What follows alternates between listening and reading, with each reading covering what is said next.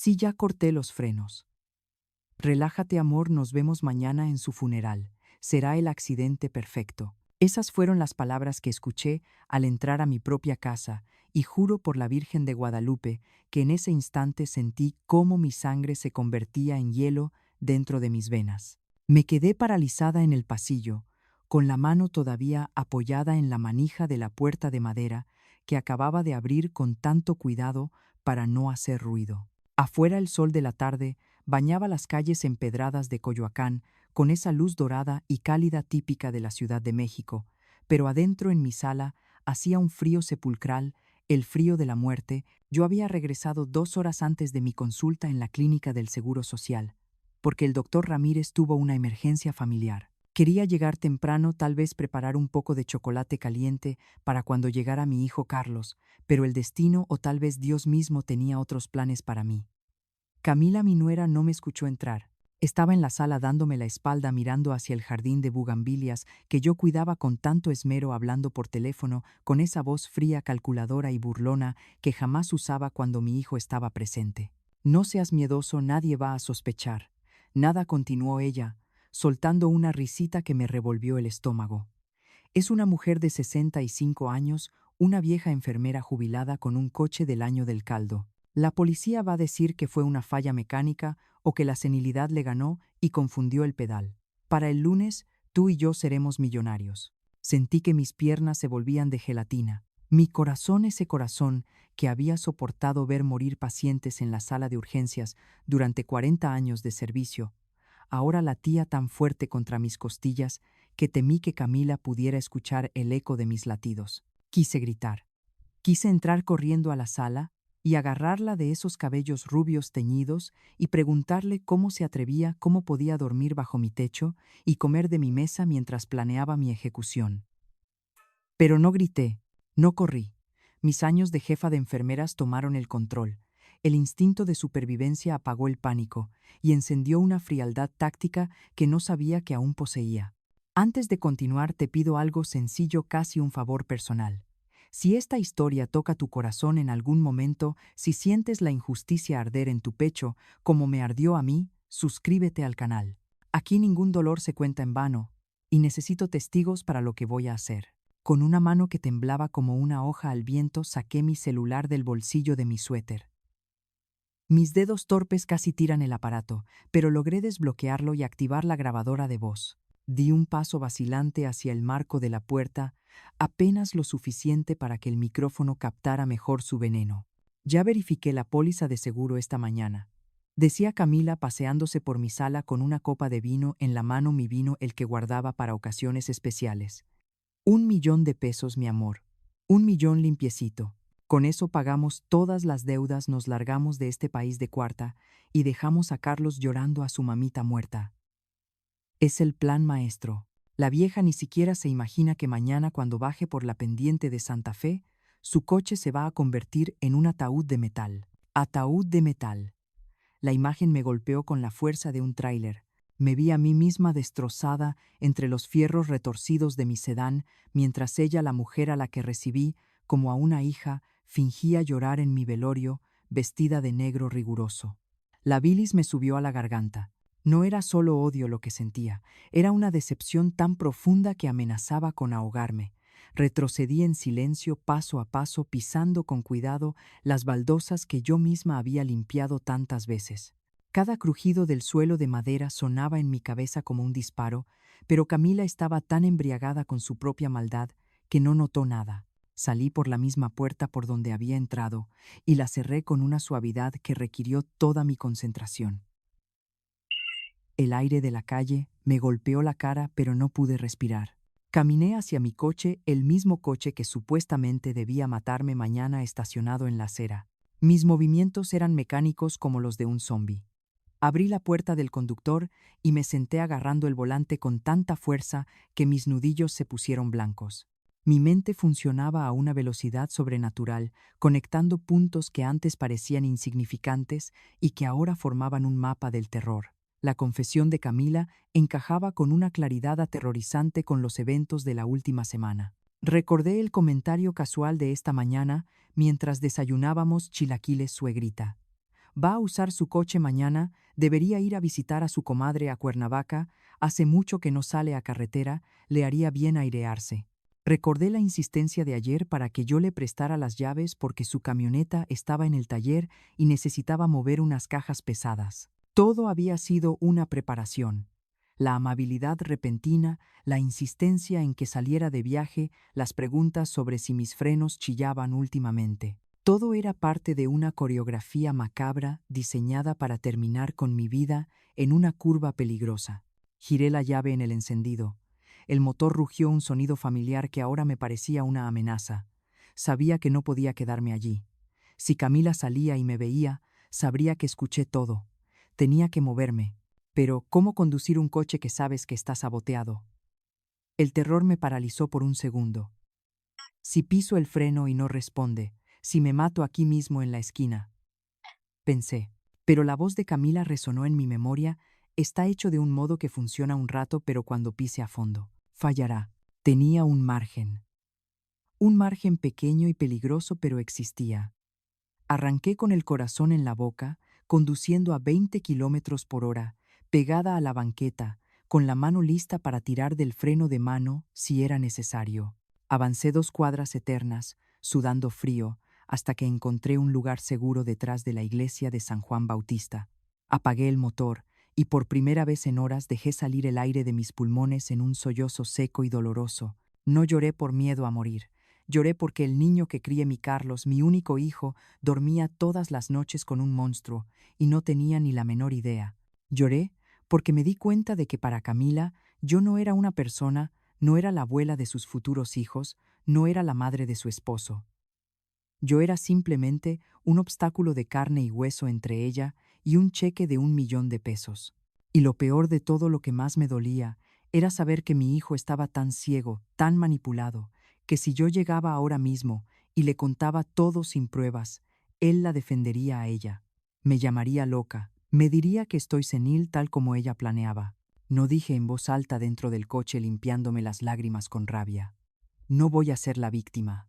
No voy a ser la viejita que muere en la carretera para que ustedes vivan como reyes. Saqué mi celular de nuevo. Mis manos ya no temblaban. Ahora estaban firmes, cargadas con la adrenalina de la guerra. Marqué el número de don Beto, mi mecánico de confianza de toda la vida, un hombre honesto que tiene su taller en la colonia Portales y que me conoce desde que Carlos usaba pañales. Bueno, doña Elena, contestó él con su voz rasposa de fumador. Beto, necesito que vengas ahora mismo. Estoy detrás de la iglesia de Coyoacán. ¿Qué pasó, jefa? Se quedó tirada, mande la ubicación y voy para allá. No es una avería normal, Beto. Bajé la voz aunque estaba sola en el coche.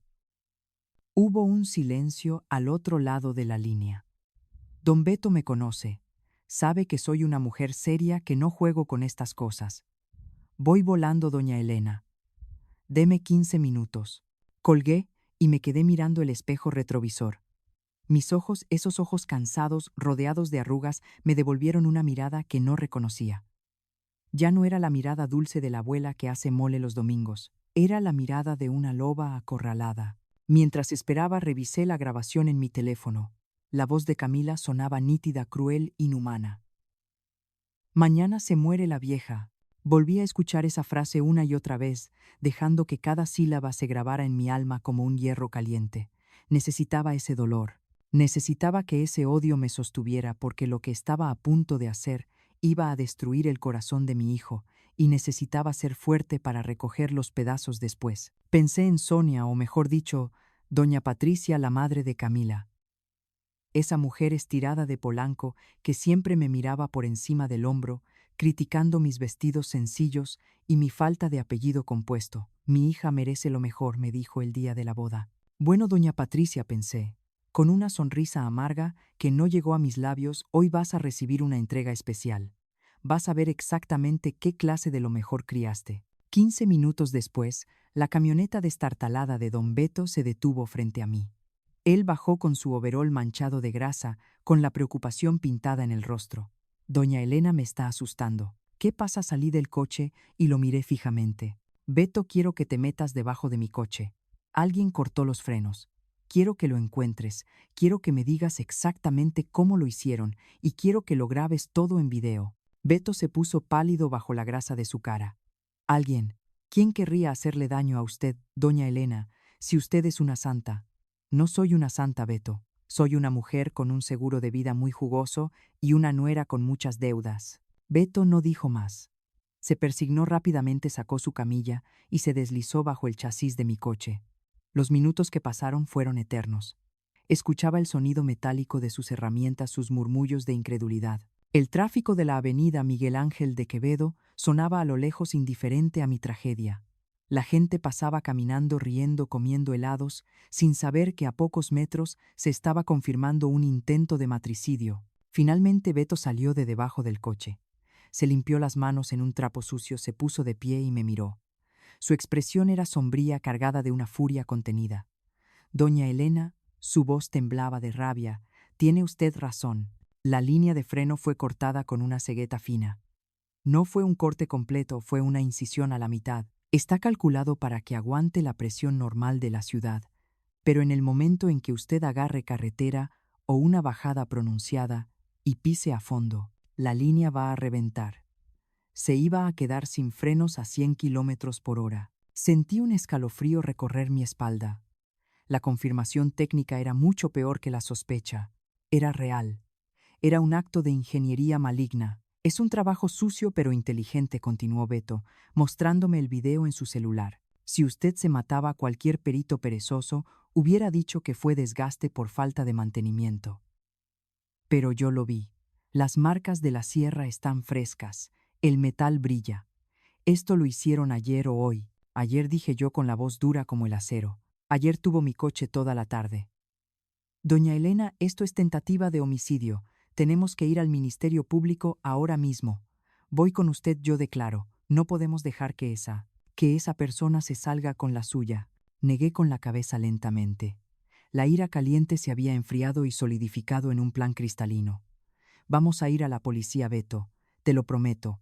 Pero primero vamos a hacer una parada. Necesito un servicio de grúa. Para llevar el coche al taller, no. Para llevar el coche a Polanco. A la casa de la madre de Camila. Beto me miró confundido, pero vio la determinación en mis ojos. No era momento de cuestionar. Era momento de actuar. ¿Y qué va a hacer usted mientras tanto?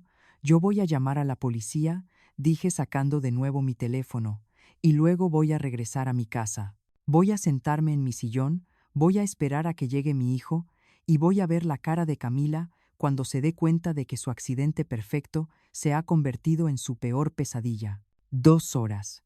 Le di a Camila 2 horas de libertad.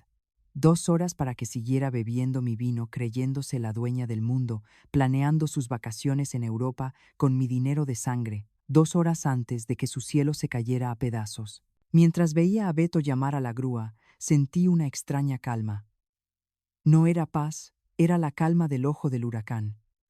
Camila había subestimado a la vieja enfermera, había olvidado que las enfermeras lidiamos con la vida y la muerte todos los días. Sabemos reconocer cuando algo está podrido y sabemos extirparlo. Doña Elena, me dijo Beto, antes de subir a su camioneta, tenga cuidado.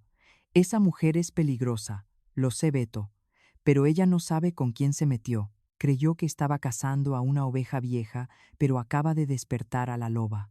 Marqué el número del delegado, el comandante Méndez, un viejo conocido de cuando trabajaba en urgencias y atendíamos a sus oficiales heridos. Comandante, necesito reportar un intento de asesinato.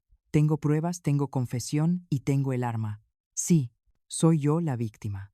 Y la asesina está sentada en mi sala, viendo la televisión. La cacería había comenzado.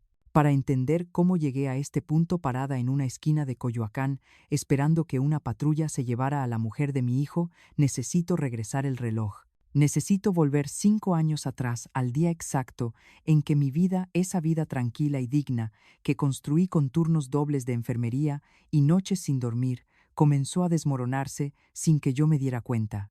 Dicen que el amor de madre es ciego, pero el mío no fue ciego, fue estúpido. Fue un amor suicida que prefirió cerrar los ojos ante el lobo con tal de ver sonreír a su cordero. Todo comenzó cuando Carlos, mi orgullo, mi arquitecto, mi hijo de 32 años, llegó a casa un domingo con esa sonrisa nerviosa que ponía desde niño cuando rompía un plato. Mamá, conocí a alguien. Es especial. Se llama Camila. Carlos había tenido novias antes. Chicas sencillas, compañeras de la universidad, muchachas con las que yo podía sentarme a tomar café y hablar de tú a tú. Pero cuando Camila cruzó el umbral de mi puerta 2 semanas después, mi estómago se contrajo. No fue un vuelco al corazón, fue una náusea visceral, ese instinto que tenemos las enfermeras cuando entramos a una habitación y olemos la gangrena antes de ver la herida. Camila era perfecta, demasiado perfecta. Trabajaba en una agencia de marketing en Santa Fe, tenía 30 años y venía envuelta en una nube de perfume caro y ropa de marca que costaba más que mi salario de 3 meses. Me saludó con 2 besos al aire sin tocar mi piel, como si tuviera miedo de contagiarse de mi clase media. Doña Elena, qué gusto, dijo escaneando mi sala con una mirada que era mitad curiosidad y mitad avalúo. Carlos me ha contado tanto de usted. ¿Qué? Pintoresca es su casa. Muy tradicional. Pintoresca. Esa fue la primera puñalada disfrazada de cumplido. Lo dijo con el mismo tono que uno usaría para describir una choza en un pueblo mágico bonito, para ver un fin de semana pero indigno para vivir. Gracias, Camila, respondí sirviendo el café. Es el hogar donde Carlos creció. Sí, qué mérito, interrumpió ella, tomando la taza con el meñique levantado. Sacar adelante a un hijo sola sin figura paterna trabajando en un hospital público debe haber sido tan duro. Admiro su resistencia. Ahí estaba. En menos de 5 minutos había reducido mi vida de sacrificio y orgullo a una historia de lástima y supervivencia precaria. Carlos la miraba embobado, como si cada palabra que saliera de su boca fuera un versículo de la Biblia. No vio el insulto, no vio la condescendencia, solo vio a la mujer rubia y exitosa que se había dignado a fijarse en él. Si alguna vez te has sentido invisible dentro de tu propia familia, si has sentido que tu voz se apaga frente a los logros de los demás, quédate conmigo. ¿Desde qué ciudad de México o del mundo me estás acompañando hoy? Escríbelo en los comentarios, porque a veces siento que somos una legión de madres silenciadas y me encantaría saber quién está aquí conmigo en este dolor. La relación avanzó con la velocidad de un incendio forestal. A los 3 meses Carlos ya casi no venía a comer los domingos. Estamos ocupados, mamá. Tenemos un brunch en la Roma, Camila está cansada. Y cuando venían el ambiente era irrespirable. Camila empezó una campaña de reeducación sutil. No atacaba de frente. Ella era una maestra del gaslighting, de esa manipulación psicológica que te hace dudar de tu propia realidad. Suegrita, con todo respeto, me dijo una tarde mientras miraba mis muebles, ese sofá ya dio lo que tenía que dar. Es muy vintage, pero del vintage que huele a viejo. Deberíamos cambiarlo. Carlos y yo podemos ayudarle, ya sabe, para modernizar un poco este museo. Museo. Así llamaba a mi hogar. Y Carlos, mi Carlos, que antes amaba ese sofá porque ahí veíamos películas juntos, asintió. Tiene razón, mamá. Ya se ve feo. Camila tiene buen gusto, deberías escucharla. Me mordí la lengua. Me tragué el orgullo con un sorbo de té amargo. Pensé que era el precio a pagar por la felicidad de mi hijo. Pero luego llegó el compromiso. 4 meses. Solo 4 meses después de conocerla, Carlos llegó con el anillo. Nos casamos, mamá. Intenté advertirle. Dios sabe que lo intenté. Hijo, es muy pronto. No la conoces bien. Viene de un mundo muy diferente al nuestro. ¿Estás seguro de que te ama a ti y no a la idea de casarse? La reacción de Carlos fue violenta. Fue la primera vez que vi al extraño que Camila había esculpido. Se levantó de la mesa con la cara roja de ira. Sabía que dirías eso, Camila me lo advirtió. Me dijo, tu mamá va a intentar sabotearnos porque tiene celos. No soporta que ya no sea el centro de tu universo. Eres tóxica, mamá. Tóxica. Me quedé helada. Esas no eran palabras de Carlos. Eran palabras de ella saliendo por la boca de él. Ella se había adelantado, había vacunado a mi hijo contra cualquier consejo mío, convirtiendo mi preocupación maternal en celos patológicos. La boda fue el siguiente clavo en mi ataúd emocional. Ahí conocí a doña Patricia, la madre de Camila, una mujer que vivía en Polanco, rodeada de espejos y servidumbre, que me saludó extendiendo la mano como si esperara que se la besara. Ay, Elena, me dijo durante el banquete con una copa de champán en la mano. Qué milagro que Carlos haya salido tan educadito. Digo creciendo en Coyoacán con una madre que trabaja turnos de noche. Uno esperaría otra cosa. Pero bueno, mi Camila tiene un corazón de oro, le encanta rescatar. Proyectos. Mi hijo no era un esposo. Era un proyecto de beneficencia. Un casi algo que su hija iba a pulir. Me sentí pequeña, sucia, inadecuada. Quise irme, pero me quedé. Me quedé sonriendo como una idiota porque no quería arruinar el día de mi hijo. Y ese fue mi error, enseñarles que podían golpearme, y yo seguiría sonriendo. Después de la boda, la tortura se volvió cotidiana. Camila sistematizó mi humillación. Empezó a tratarme no como a su suegra, sino como a una empleada incompetente o una niña senil. Ay, Carmen. Siempre me llamaba Carmen, o Elena indistintamente, como si mi nombre no importara. Todavía sigues con eso de la enfermería. A tu edad debe ser agotador limpiar. Bueno, ya sabes, fluidos de gente enferma. Carlos y yo estábamos pensando, ¿por qué no te retiras? Nosotros podemos darte una mesada. Me ofrecían dinero como si fuera una limosna, intentando quitarme lo único que me daba independencia, mi trabajo. Querían volverme dependiente. Querían que comiera de su mano para poder controlar cada uno de mis movimientos. Y luego vinieron los olvidos. Estábamos en una cena familiar y yo comenté algo sobre una fecha. Camila soltó una risita condescendiente. Ay, suegrita, eso fue el martes, no el jueves. Ya le está fallando la memoria. Carlos, fíjate bien, tu mamá anda despistada. El otro día me dijo que había pagado la luz y se le olvidó. Yo pagué la luz, protesté. Tengo el recibo. No te alteres, mamá, intervino Carlos mirándome con preocupación fingida.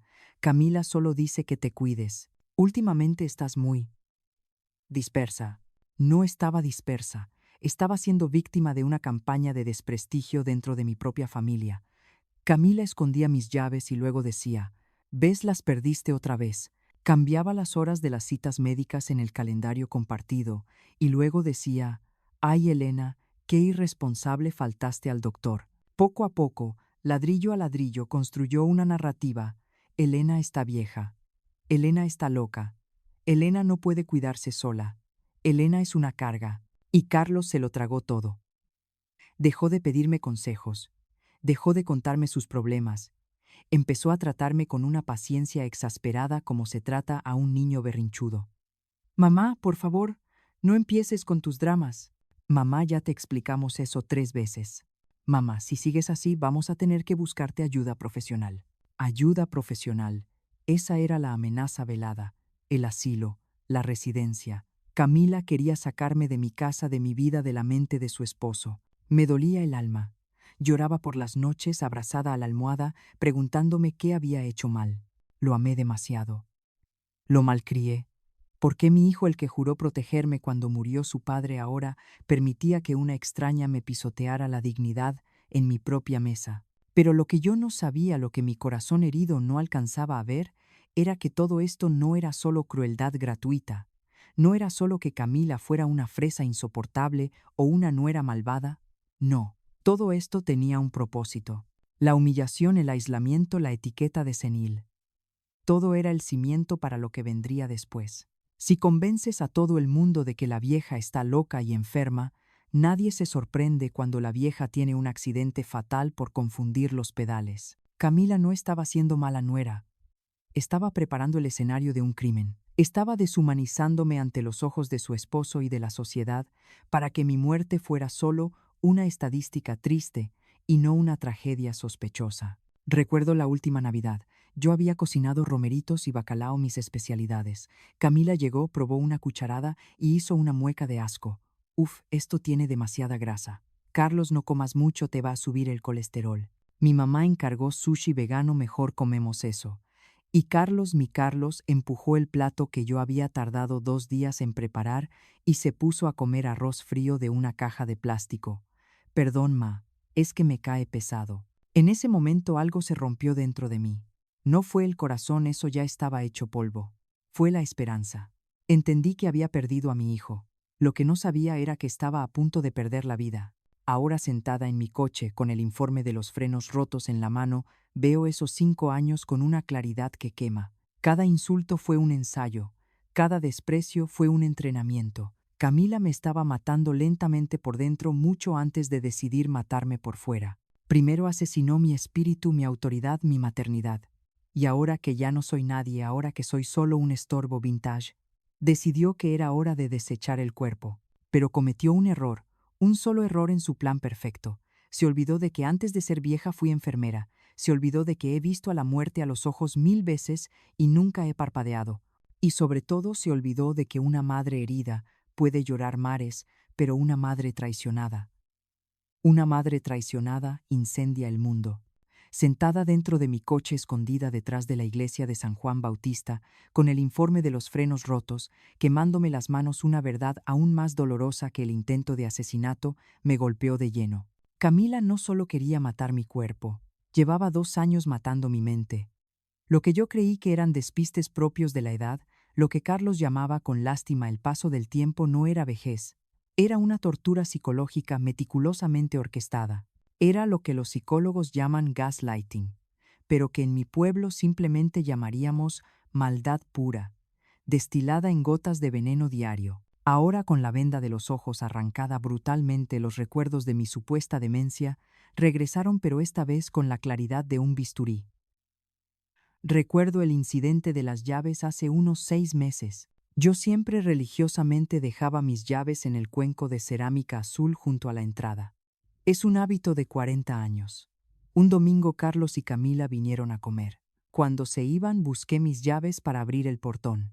No estaban. Busqué desesperada. Revolvimos los cojines, miramos bajo la mesa, vaciamos mi bolsa. Yo sentía el sudor frío de la vergüenza correr por mi espalda, mientras Camila miraba el reloj con impaciencia y Carlos suspiraba con esa mezcla de cariño y frustración que tanto me dolía. Mamá, concéntrate. ¿Dónde las pusiste? En el cuenco, hijo. Juro que las puse en el cuenco. Ay, suegrita, dijo Camila con esa voz suavecita que usaba para apuñalarme, a lo mejor las guardó en otro lado sin darse cuenta. Ya ve que la semana pasada guardó el control remoto en el cajón de los cubiertos. Finalmente Camila fue a la cocina por un vaso de agua. Carlos, ven a ver esto, gritó desde allá. Corrimos a la cocina. Camila abrió el congelador. Ahí, entre una bolsa de chícharos y el helado de vainilla, estaban mis llaves. Ay, Dios mío, Elena, dijo ella cubriéndose la boca con una mano perfectamente manicurada. Las guardó en el congelador. Carlos, esto ya es preocupante. Mi abuela empezó así antes de que, bueno, ya sabes, antes de que el alemán se la llevara. Carlos me miró con terror. No terror por mí, sino terror a mi deterioro. Mamá, ¿por qué pusiste las llaves en el refri? Yo me quedé paralizada mirando ese manojo de metal frío. Empecé a llorar. Lloré porque realmente llegué a creer que estaba perdiendo la cabeza. Dios mío, me estoy volviendo loca, pensé. ¿En qué momento lo hice? Pero no lo hice. Ahora lo sé. Camila aprovechó cuando fui al baño para moverlas. Fue un truco de magia barato para un público de uno, mi hijo. Y funcionó. Ese día vi cómo Carlos empezaba a mirarme no como a su madre, sino como a una paciente. Si alguna vez alguien te ha hecho dudar de tu propia cordura, si te han dicho, eso no pasó, o estás imaginando cosas cuando sabías que tenías razón, entonces entiendes el infierno en el que viví, esa duda es más letal que cualquier veneno. Dale un like a esta historia si crees que la manipulación emocional es una forma de violencia tan grave como la física.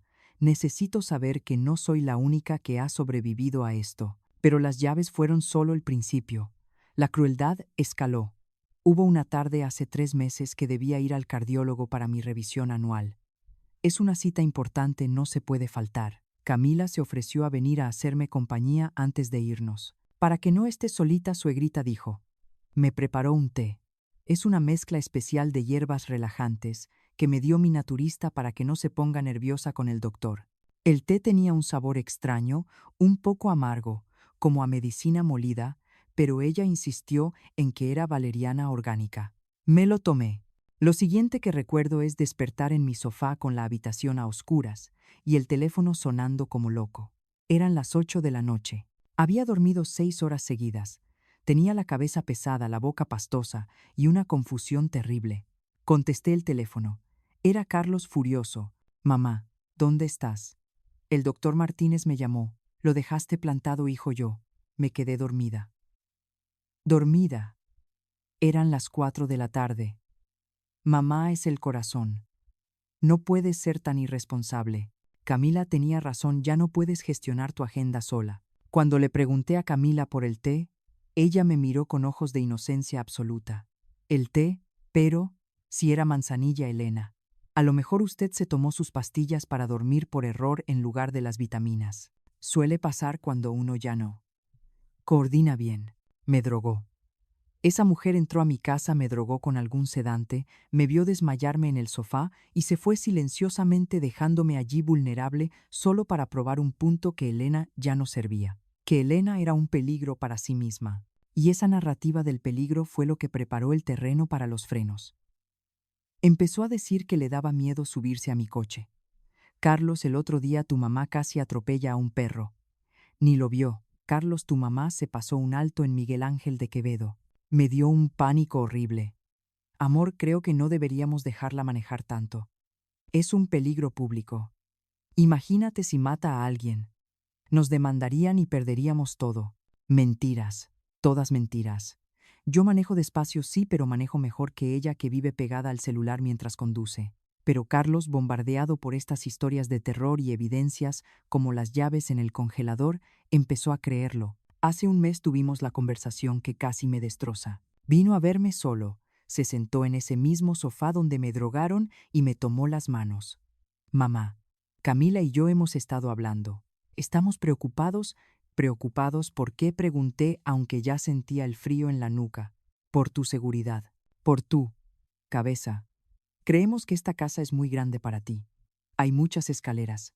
Estás sola. Y con lo de tu memoria.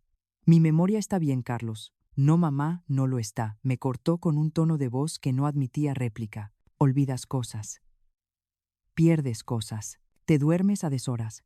Casi chocas el coche. Se le llenaron los ojos de lágrimas. Lágrimas sinceras provocadas por mentiras ajenas. No quiero que te pase nada malo. Hemos estado viendo opciones. Hay una residencia en el Pedregal muy bonita. Tienen enfermeras las 24 horas, actividades, jardín. Camila dice que sería lo mejor para ti. Venderíamos esta casa para pagarlo y... Ahí estaba. El golpe maestro. Encerrarme en un asilo de lujo, vender mi patrimonio, y ellos administrarían el dinero por mi bien. Me negué. Grité. Les dije que solo me sacarían de mi casa con los pies por delante. «Estás siendo necia», me gritó Carlos aquel día. «Es por tu bien. Camila solo quiere ayudarte y tú la tratas como enemiga». Esa pelea fue lo que aceleró todo. Al ver que no aceptaba irme al asilo por las buenas, Camila decidió que la única forma de sacarme de la ecuación y quedarse con el dinero rápido era el accidente. Si no podía declararme legalmente incapaz, me declararía legalmente muerta. Recordar todo esto dentro del coche me provocó una arcada seca. La traición no era solo el cable de freno cortado. La traición era ver cómo ella había reescrito mi historia ante los ojos de mi hijo. Había convertido a la madre fuerte, la enfermera capaz, la mujer independiente, en una vieja decrépita y loca. Me había robado mi identidad antes de intentar robarme la vida. Miré el reloj del tablero. Habían pasado 40 minutos desde que dejé mi casa. El plan estaba en marcha. La grúa ya debía estar llegando a Polanco, pero había un cabo suelto que necesitaba atar, algo que me daría la ventaja final en el enfrentamiento que se avecinaba. Durante esos meses de locura, Camila me había obligado a firmar unos papeles. Son para el seguro del coche, suegrita. Es para actualizar datos del banco. Yo, confiando en mi hijo que estaba a su lado, firmé, pero mi instinto de vieja zorra no estaba tan dormido como ellos creían. Hace 2 semanas, aprovechando que ellos estaban de vacaciones en Acapulco, gastando mi dinero, seguramente fui al notario. El licenciado Pineda, un hombre que conocía a mi difunto esposo, revisó lo que había firmado. Eran poderes. Poderes amplios para que Carlos y por extensión Camila pudieran manejar mis cuentas en caso de incapacidad mental. Elena, me dijo Pineda quitándose los lentes, si un médico certifica que usted no está bien, ellos pueden vaciarle las cuentas mañana mismo. Ese día revoqué todo. Y no solo eso. Redacté un nuevo testamento, uno que Camila ni se imaginaba. Si yo moría, el dinero del seguro no iba directo a Carlos. Iba a un fideicomiso blindado. Carlos recibiría una mensualidad modesta, solo si demostraba estar libre de deudas y divorciado. Si seguía casado con Camila no vería un centavo hasta dentro de 20 años. Ella no lo sabía. Ella creía que al cortar esos frenos estaba abriendo la bóveda del banco. No sabía que estaba abriendo una caja de Pandora vacía. El celular vibró en mi mano sacándome de mis recuerdos. Era un mensaje de la empresa de grúas. Una foto. Mi coche con el frente abollado a propósito por don Beto para darle dramatismo, estaba siendo descargado frente a la mansión de doña Patricia en Polanco. Y en la foto se veía a la madre de Camila en la puerta, con una mano en el pecho y la cara desfigurada por el horror. Entregado decía el texto. Sonreí. Una sonrisa fría sin alegría. La primera ficha del dominó había caído. Doña Patricia, la mujer que se jactaba de la perfección de su hija, acababa de recibir la prueba de que engendró a una criminal. Ahora su teléfono estaría sonando. Ahora el pánico empezaría a correr por las venas de Camila. Arranqué el coche. No esperen. No podía arrancar mi coche. Estaba en la grúa. Me bajé y caminé hacia la avenida para tomar un taxi. Mis piernas ya no eran de gelatina, eran de hormigón armado. Mientras el taxi me llevaba de regreso a mi casa a la boca del lobo, pensé en Carlos. Mi pobre, estúpido y ciego hijo. Lo que iba a sufrir hoy no tenía nombre. Iba a ver caer a su ídolo. Iba a ver cómo el amor de su vida se transformaba en un monstruo. Me dolía por él, sí, pero como decimos en el hospital, a veces hay que romper el hueso para que suelde bien. Hoy Carlos iba a romperse. Y yo, su madre, la supuesta loca, la supuesta senil, iba a ser quien sostuviera el martillo. Llegué a la esquina de mi calle. Vi las luces de las patrullas apagadas esperando mi señal a 2 cuadras. Saqué el espejo de mi bolsa y me retosé el labial. Si iba a enfrentar al diablo, iba a hacerlo con la cabeza alta y los labios pintados. Aquí voy, Camila, susurré. Espero que hayas disfrutado el vino, porque te vas a ver a vinagre en la cárcel. Mientras el taxi avanzaba por las calles de la Ciudad de México, acercándome cada vez más al momento de la confrontación final, mi mente repasaba el rompecabezas que había tardado meses en armar. Si el gaslighting y la manipulación psicológica fueron el arma para debilitarme el dinero, fue la pólvora que cargó la pistola. Dicen que el amor mueve montañas, pero la avaricia es capaz de cavar tumbas, incluso la de una madre. Y yo, en mi ingenuidad, tardé demasiado en ver que mi hijo no estaba enamorado. Estaba siendo desangrado económicamente por una sanguijuela disfrazada de alta sociedad. Mi sospecha no nació de la nada.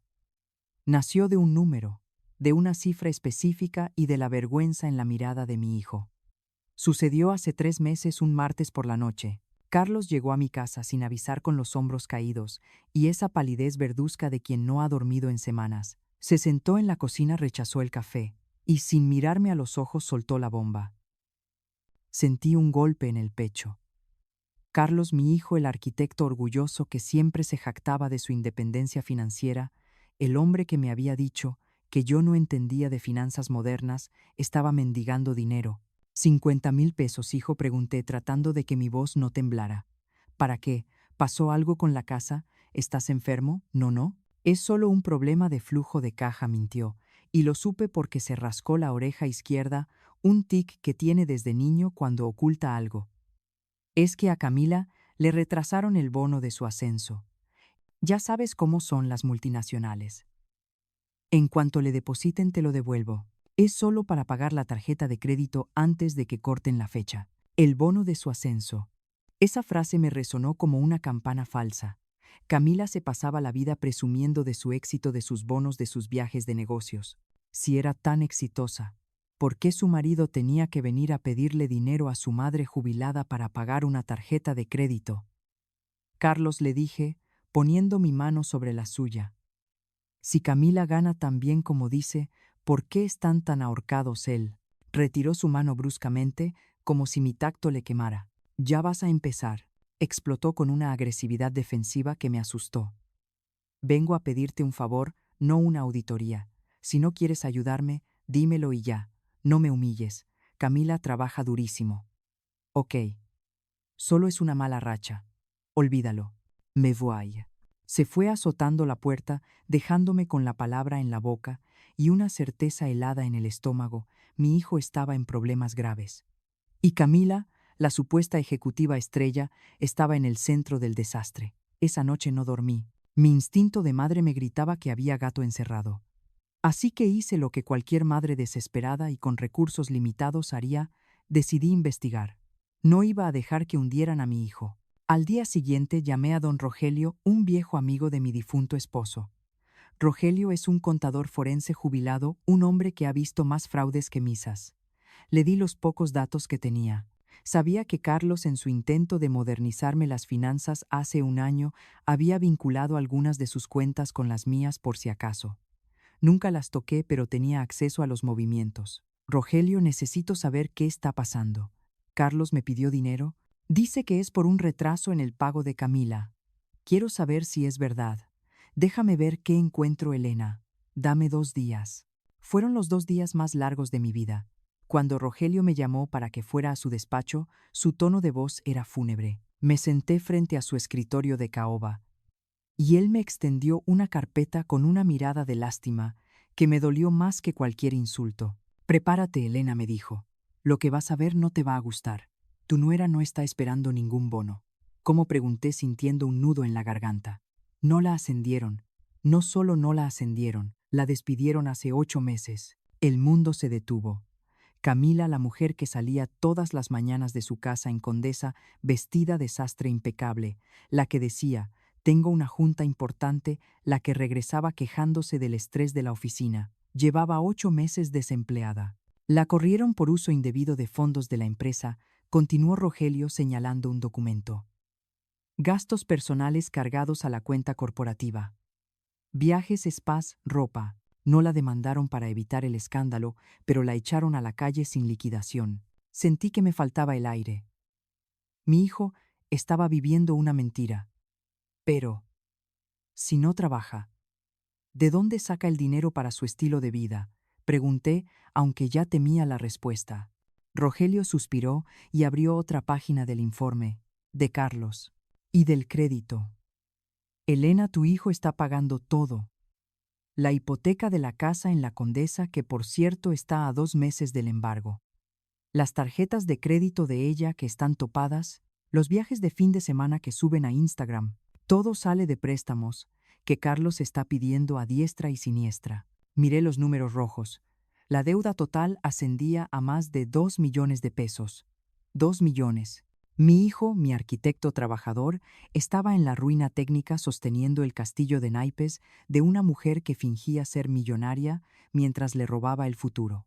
Y lo peor no era el dinero. Lo peor era la actuación. Camila se levantaba cada día, se maquillaba, besaba a mi hijo y le decía: me voy a trabajar, para luego irse a gastar el dinero que no tenían en centros comerciales, manteniendo la fachada de mujer exitosa mientras el barco se hundía. Es una parásita, murmuré sintiendo cómo las lágrimas de tristeza se convertían en lágrimas de rabia. Es una garrapata con bolsa Louis Vuitton que está secando a mi hijo. Hay algo más, Elena, dijo Rogelio, y su voz bajó un tono volviéndose sombría. Encontré algo en el historial financiero compartido. Hace un mes, desde la IP de la casa de ellos, alguien ha estado haciendo búsquedas muy específicas sobre seguros de vida. Seguros de vida, repetí sin entender. Específicamente sobre el tuyo. Alguien contactó a la aseguradora de tu sindicato, haciéndose pasar por ti para preguntar las cláusulas de pago por muerte accidental. En ese momento, en esa oficina llena de polvo y papeles viejos, sentí el primer roce de la muerte. No fue una premonición sobrenatural, fue una deducción matemática. Camila estaba quebrada, Carlos estaba endeudado hasta el cuello. ¿Y yo? Yo tenía una póliza de seguro de vida de 1 millón de pesos que mi esposo me dejó y que se había duplicado con los años de servicio. Yo valía más muerta que viva para ella. Salí de la oficina de Rogelio temblando, no de miedo, sino de una furia volcánica. Esa misma tarde fui a buscar a Carlos. Tenía que decírselo. Tenía que salvarlo. Fui a su despacho de arquitectura. Lo encontré rodeado de planos con ojeras profundas comiendo un sándwich barato. Mamá, estoy ocupado, me dijo sin levantar la vista. Cerré la puerta y puse la carpeta sobre su mesa. No estás ocupado, Carlos. Estás quebrado. Y tu mujer te está mintiendo. Carlos miró la carpeta. Vio los estados de cuenta. Vio la carta de despido de Camila que Rogelio había conseguido. Su rostro pasó del cansancio a la incredulidad y luego a la negación. Una negación violenta e irracional, la reacción de un hombre que prefiere arrancarse los ojos antes que ver que su diosa es un demonio. «Tú me estás espiando», gritó tirando los papeles al suelo. «Contrataste a alguien para investigarnos. Estás enferma, mamá. Esto es acoso. Es la verdad, hijo». Le grité de vuelta, agarrándolo de los hombros. «Camila no trabaja. Te está mintiendo cada mañana. Te está llevando a la ruina y está preguntando por mi seguro de vida». Carlos me empujó. Me empujó físicamente con fuerza, apartándome de él como si fuera yo la amenaza. «Cállate. No te atrevas a hablar así de ella», Camila me dijo, «que tú harías algo así. Me dijo que intentarías inventar cualquier cosa para separarnos porque tienes celos. Celos de que ella sea joven y exitosa y tú seas una vieja amargada. Lárgate de mi oficina». Me echó. Mi propio hijo me echó de su vida para proteger a su verdugo. Salí llorando a la calle humillada, derrotada. Ese día entendí que no podía salvar a Carlos con palabras. Él estaba hechizado, atrapado en una red de mentiras tan espesa que la verdad rebotaba en ella. Camila había ganado la batalla por la mente de mi hijo, pero no iba a ganar la guerra por mi vida. Después de ese enfrentamiento, hice lo único que me quedaba por hacer. Fui al banco en silencio. Cambié los beneficiarios de mi seguro. Carlos ya no recibiría el dinero de golpe. Creé un fideicomiso. Si yo moría, el dinero se bloquearía hasta que se cumplieran ciertas condiciones. Fue mi seguro contra el asesinato, o eso creí. Pensé que si Camila se enteraba de que no había dinero fácil, me dejaría en paz. Pero subestimé su desesperación. Subestimé la presión de las deudas que la ahogaban. Al no poder acceder al dinero por las buenas, decidió que la única opción era acelerar el trámite. Ahora en el taxi a pocas calles de mi casa todas las piezas encajaban con un sonido metálico y definitivo. Los frenos cortados no eran un acto impulsivo de odio, eran una necesidad financiera. Mañana vencía la hipoteca. La semana que viene le embargarían el coche. Camila necesitaba mi $1.000.000 y los necesitaba ya. Mi muerte era su cheque al portador. El taxista me miró por el retrovisor. «Señora, ya llegamos. ¿Se siente bien? Está muy pálida». «Estoy mejor que nunca, joven», le respondí pagándole con un billete de $100. «Quédese con el cambio. Hoy es un buen día para la justicia». Bajé del taxi. El aire de la tarde estaba fresco. Caminé hacia mi casa, esa casa que Camila quería vender para pagar sus lujos. Vi las cortinas de la sala moverse ligeramente. Ella estaba ahí esperándome, probablemente ensayando su cara de preocupación para preguntarme cómo me había ido con el médico. No sabía que el médico que ella necesitaba no era un cardiólogo, sino un abogado penalista. Respiré hondo. Toqué el metal frío de las llaves en mi bolsillo. Iba a entrar, iba a sonreír, iba a jugar su juego por última vez, pero esta vez las cartas marcadas las tenía yo. «Hola, Camila», susurré para mí misma. Querías heredar. Pues prepárate, porque lo único que vas a heredar hoy es un traje naranja y una celda fría. Entré a la casa con la llave en la mano, cuidando que no temblara. El sonido del cerrojo girando fue como el disparo de salida de una carrera que solo podía tener un ganador. Al empujar la puerta de madera, el olor a lavanda artificial del difusor de Camila me golpeó la nariz. Era el olor de la mentira, un aroma dulce diseñado para tapar la podredumbre. Ella estaba allí en el sofá, tal como la imaginé, una copa de vino en una mano, el control remoto en la otra, y una sonrisa que se congeló en cuanto me vio entrar viva y caminando, y no en una camilla de paramédicos. «Suegrita», exclamó saltando del sofá con una agilidad felina, pero vi el destello de terror en sus ojos. Se le derramó un poco de vino en la blusa de seda. «¿Qué hace aquí tan temprano?» Pensé que su cita con el cardiólogo tardaría horas. El doctor canceló, mentí, cerrando la puerta detrás de mí con un golpe seco. Dijo que tenía una emergencia. Alguien murió de repente. Irónico, ¿no? Caminé hacia ella. No me senté. Me quedé de pie, en medio de la sala, mirándola desde mi altura, sintiéndome por primera vez, en 5 años, más grande que ella, más fuerte que su juventud y su arrogancia. «Camila, tengo que preguntarte algo», dije, y mi voz salió tan fría que hasta yo me desconocí. «Cuando te metiste debajo de mi coche ayer por la tarde, ¿Te manchaste ese vestido tan bonito de grasa? El silencio que siguió fue absoluto denso, como si alguien hubiera succionado todo el aire de la habitación. La cara de Camila pasó del desconcierto al pánico en una fracción de segundo. La copa de vino se le resbaló de los dedos y se hizo añicos contra el suelo manchando la alfombra beige con un charco rojo que parecía sangre. ¿De qué está hablando?, balbuceó retrocediendo un paso. Hablo de los frenos, Camila. Hablo de la cegueta. Hablo de que sé que intentaste matarme. Estás loca, gritó recuperando su ofensiva habitual. Carlos, ven rápido. Tu madre está delirando otra vez. Dice que quiero matarla. Ya perdió la cabeza por completo. Pero Carlos no iba a bajar las escaleras corriendo para defenderla.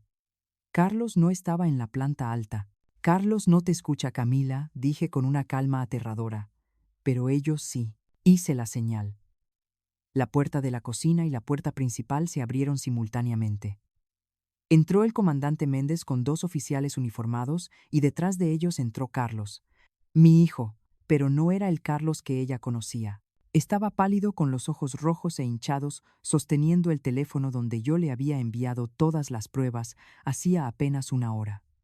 Carlos, Camila intentó sonreír una mueca grotesca de desesperación. Amor, diles que se vayan. Tu madre inventó todo esto. Es su demencia, te lo dije, es peligrosa. Carlos levantó la vista del teléfono. No había amor en su mirada. Solo había el horror de un hombre que se da cuenta de que ha estado durmiendo con una víbora. Escuché el audio, Camila, dijo él con la voz rota. Escuché cómo le decías a tu amante que mi madre iba a morir mañana. Vi el video donde cortas los frenos. Vi los estados de cuenta. Camila se quedó paralizada. Miró a los policías, me miró a mí, miró a su esposo. Y entonces sucedió. La máscara de la nuera perfecta, esa máscara de porcelana que había usado durante 5 años, se rompió en 1000 pedazos. No lloró pidiendo perdón. No se arrodilló. Su rostro se contorsionó en una mueca de odio puro tan visceral que me hizo dar un paso atrás. Pues claro que lo hice, gritó, y su voz ya no era dulce. Era un graznido histérico. Lo hice por nosotros, imbécil, mírate. Eres un arquitecto mediocre que no gana ni para pagar la luz. Estamos en la ruina. Carlos, debemos millones, y tu madre, esa vieja tacaña, está sentada sobre una fortuna en seguros y no se muere. Si estás viendo esto y sientes que el corazón se te acelera, es porque la verdad, cuando sale así cruda y sin filtros, duele más que un golpe. Dale un like a este video si crees que la justicia divina tarda pero siempre llega. No dejes que el mal triunfe en silencio. ¿Me ibas a matar por dinero?, pregunté sintiendo una tristeza infinita por ella, por lo vacía que debía estar su alma. ¿Por unos pesos manchados de sangre? No son unos pesos, chilló ella, forcejeando, cuando una oficial mujer le puso las esposas. Es mi vida. Yo merezco vivir bien. Yo no nací para ser una pobretona como tú. Muérete ya, vieja. Nadie te quiere. Solo eres un estorbo. Las palabras salían de su boca como vómito. Carlos se tapó los oídos sollozando. Te di todo, Camila, susurró él. Te di mi vida, mi lealtad. Puse a mi madre en segundo lugar por ti. Porque eres un débil, le escupió ella en la cara. Un mamitis sin carácter. Si fueras un hombre de verdad, tú mismo la habrías matado para salvarnos. El comandante Méndez no la dejó seguir. Suficiente. Llévensela. Mientras la arrastraban hacia la patrulla, gritando insultos que harían sonrojar a un marinero, su teléfono, que había caído al suelo, empezó a sonar. En la pantalla se leía: mamá. Doña Patricia llamaba. Seguramente acababa de recibir el coche destrozado y la nota que le envié. Camila ya no tenía a dónde huir. Su madre sabía, su esposo sabía, la policía sabía. Su mundo de fantasía se había derrumbado. Cuando la puerta se cerró y el sonido de la sirena se alejó, la casa quedó en un silencio sepulcral. Carlos se dejó caer en el sofá, en el mismo lugar donde su esposa planeaba mi muerte minutos antes, y rompió a llorar.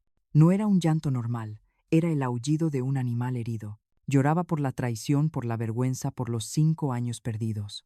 Me acerqué a él. Mi instinto fue abrazarlo, decirle: ya pasó, mijo, como cuando era niño, y se raspaba las rodillas. Pero me detuve. No, esta herida no se curaba con un besito. Esta herida necesitaba aire y verdad. Levántate, Carlos, le dije con suavidad pero con firmeza. Él levantó la cara llena de mocos y lágrimas. Soy una basura, mamá. Perdóname. No merezco ser tu hijo. Casi te mata. Y yo la defendía. Yo te llamé loca. Yo te llamé tóxica. Sí lo hiciste, admití sentándome frente a él. Fuiste ciego, fuiste sordo y fuiste injusto. Permitiste que me humillaran en mi propia casa. Permitiste que me hicieran dudar de mi cordura. Y eso, Carlos, eso va a tardar mucho en sanar. Él bajó la cabeza avergonzado. Pero continué tomándole la mano. También fuiste una víctima. Ella era una profesional del engaño. Te manipuló a ti tanto como a mí.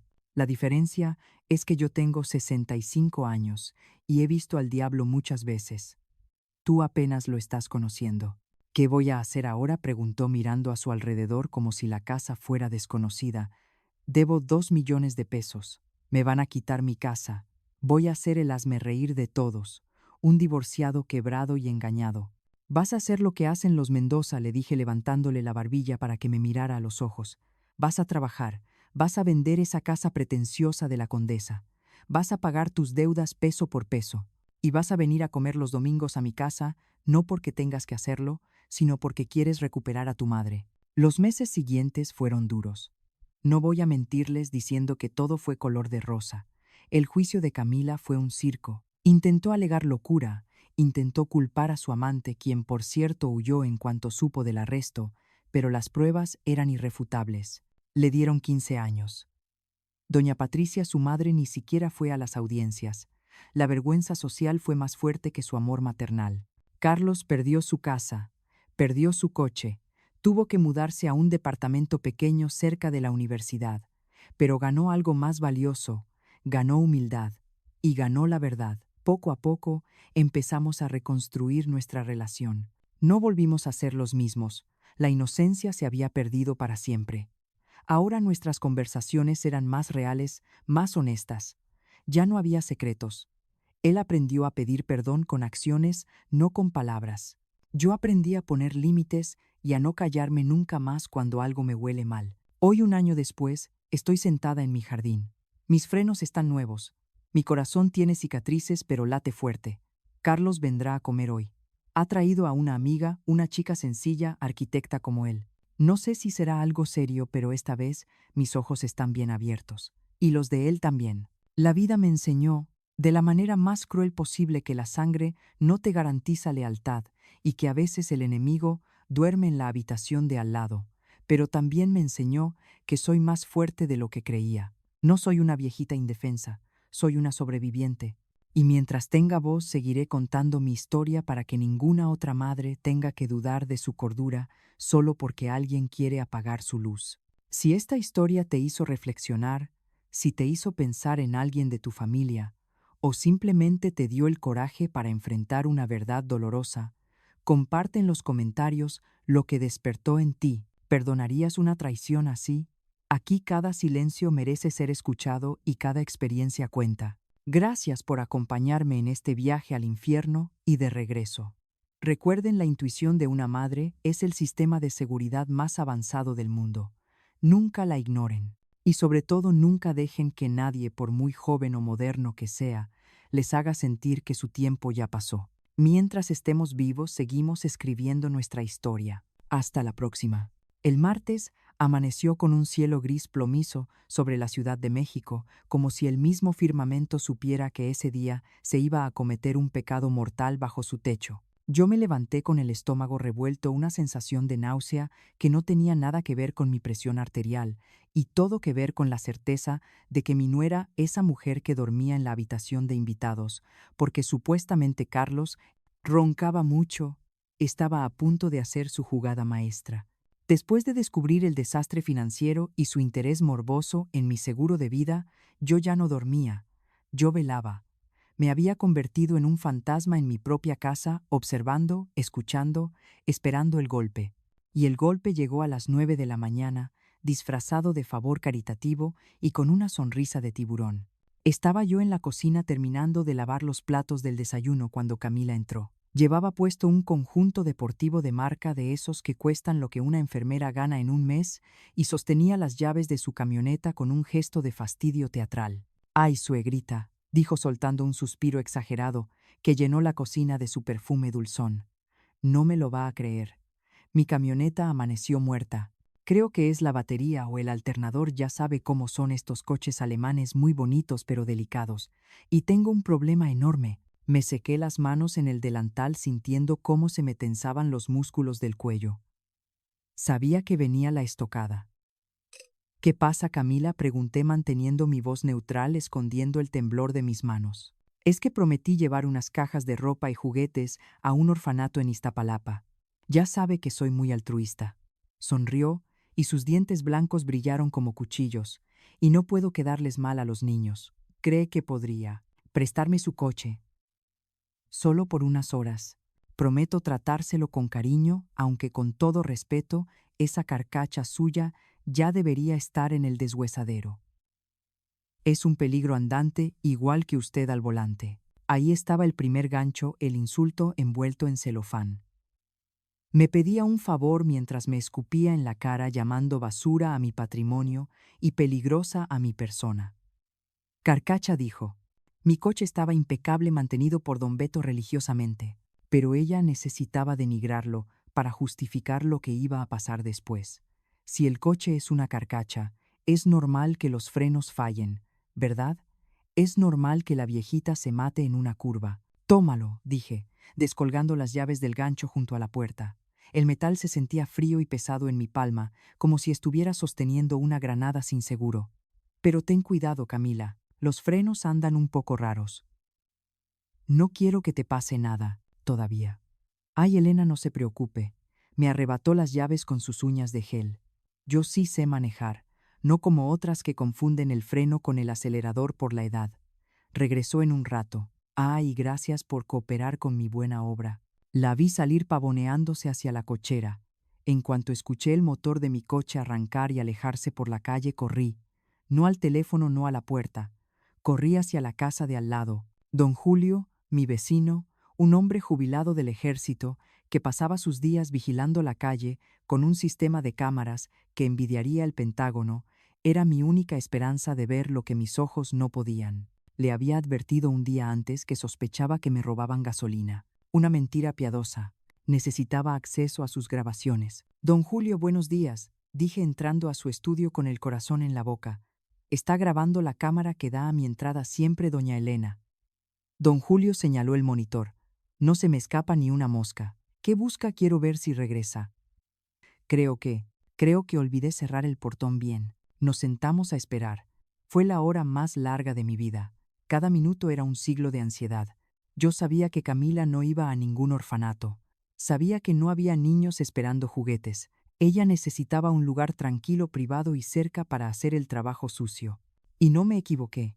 40 minutos después mi coche apareció en la pantalla. Pero no entró a la cochera.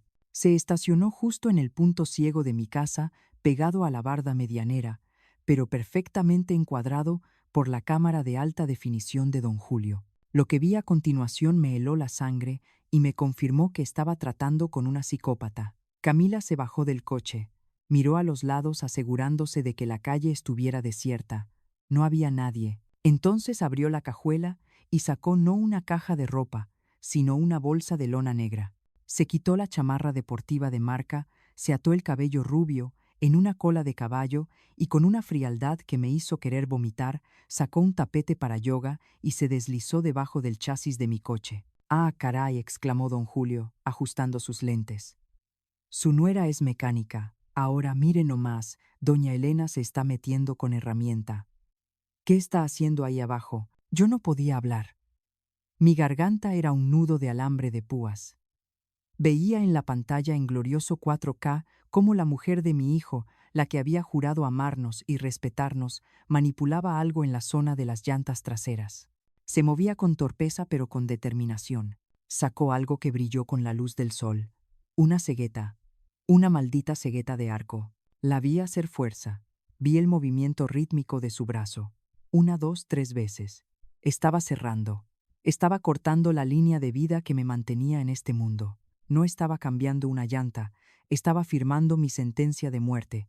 Y lo peor, lo más grotesco, fue que en un momento dado, se detuvo, salió un poco para tomar aire y sonrió. No era una sonrisa de felicidad, era una mueca de satisfacción perversa, la sonrisa de quien cree que acaba de ganar la lotería sin comprar boleto.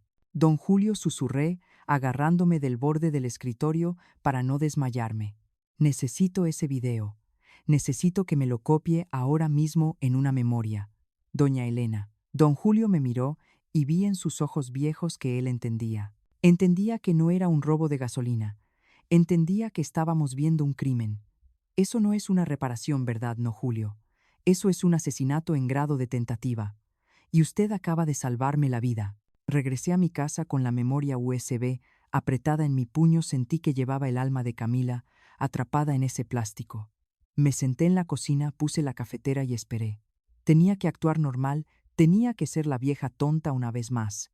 10 minutos después escuché el coche entrar a la cochera. Camila entró por la puerta de la cocina, un poco despeinada, con una mancha negra de grasa en el codo de su sudadera rosa pastel. Una mancha que brillaba como una medalla de culpabilidad. «Uf, qué calor hace», dijo tirando las llaves sobre la mesa con un ruido metálico que resonó como un disparo. Misión cumplida, suegrita. Los niños quedaron felices, aunque su coche, híjole, suena horrible. De verdad debería tener cuidado mañana si va al médico. Uno nunca sabe cuándo esas chatarras deciden rendirse. La miré. Miré la mancha de grasa. Miré sus ojos vacíos de empatía. Y sentí una calma extraña, la calma del verdugo antes de bajar el hacha. «Gracias por preocuparte, Camila», le dije sirviéndole un vaso de agua con mano firme. «Tienes razón. Mañana voy a tener mucho cuidado. Dicen que los accidentes pasan cuando uno menos se lo espera, ¿no? A veces la vida te corta los frenos cuando crees que vas a toda velocidad». Ella se detuvo con el vaso a medio camino de la boca. Por un segundo vi una sombra de duda en su mirada, un destello de inquietud. Había hablado de más. Había sido mi tono demasiado afilado, pero su arrogancia pudo más. Se rió esa risita tintineante que odiaba. «Ay, Elena, qué poética se pone.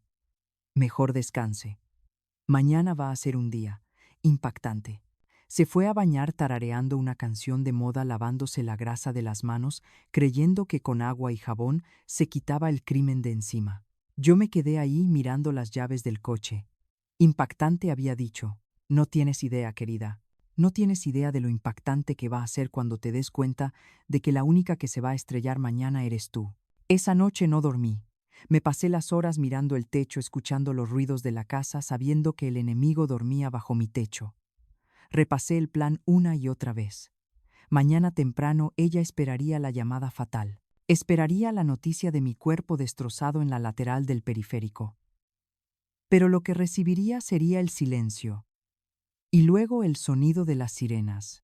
A la mañana siguiente me vestí con mi mejor traje sastre. No me puse el uniforme de víctima. Me puse la armadura de matriarca. Cuando salí hacia mi supuesta cita médica, Camila me despidió en la puerta. Me dio un beso en la mejilla, el beso de Judas, frío y seco. «Que le vaya bien, suegrita. Maneje con cuidado. Siempre, hija, siempre». Me subí al coche saboteado. Sentí el pedal del freno esponjoso traicionero. Sabía que tenía solo unas cuadras antes de que fallara por completo si aceleraba. Conduje despacio con las intermitentes puestas, sintiendo la mirada de ella clavada en mi nuca hasta que doblé la esquina. En cuanto estuve fuera de su vista, me orillé. Mi corazón latía desbocado, no de miedo sino de anticipación. Saqué el teléfono y marqué el número de don Beto. «Beto, ya estoy fuera. Trae la grúa. El espectáculo está a punto de comenzar».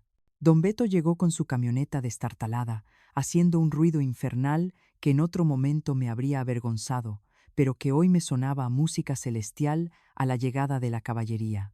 Se bajó limpiándose las manos en un trapo lleno de grasa con esa gorra de béisbol vieja que no se quita ni para dormir, y una expresión de preocupación genuina que me hizo sentir un nudo en la garganta. Beto es de esos hombres de antes, de los que todavía creen que la palabra vale más que un contrato, firmado un hombre que vio crecer a Carlos y que siempre me decía: «Doña Elena, su chamaco, es bueno nomás que le falta malicia». ¿Cuánta razón tenía? A Carlos le faltaba malicia y a su mujer le sobraba para regalar. «¿Qué pasó, jefa?», me preguntó Beto escaneando mi coche con ojo clínico. Se quedó tirada.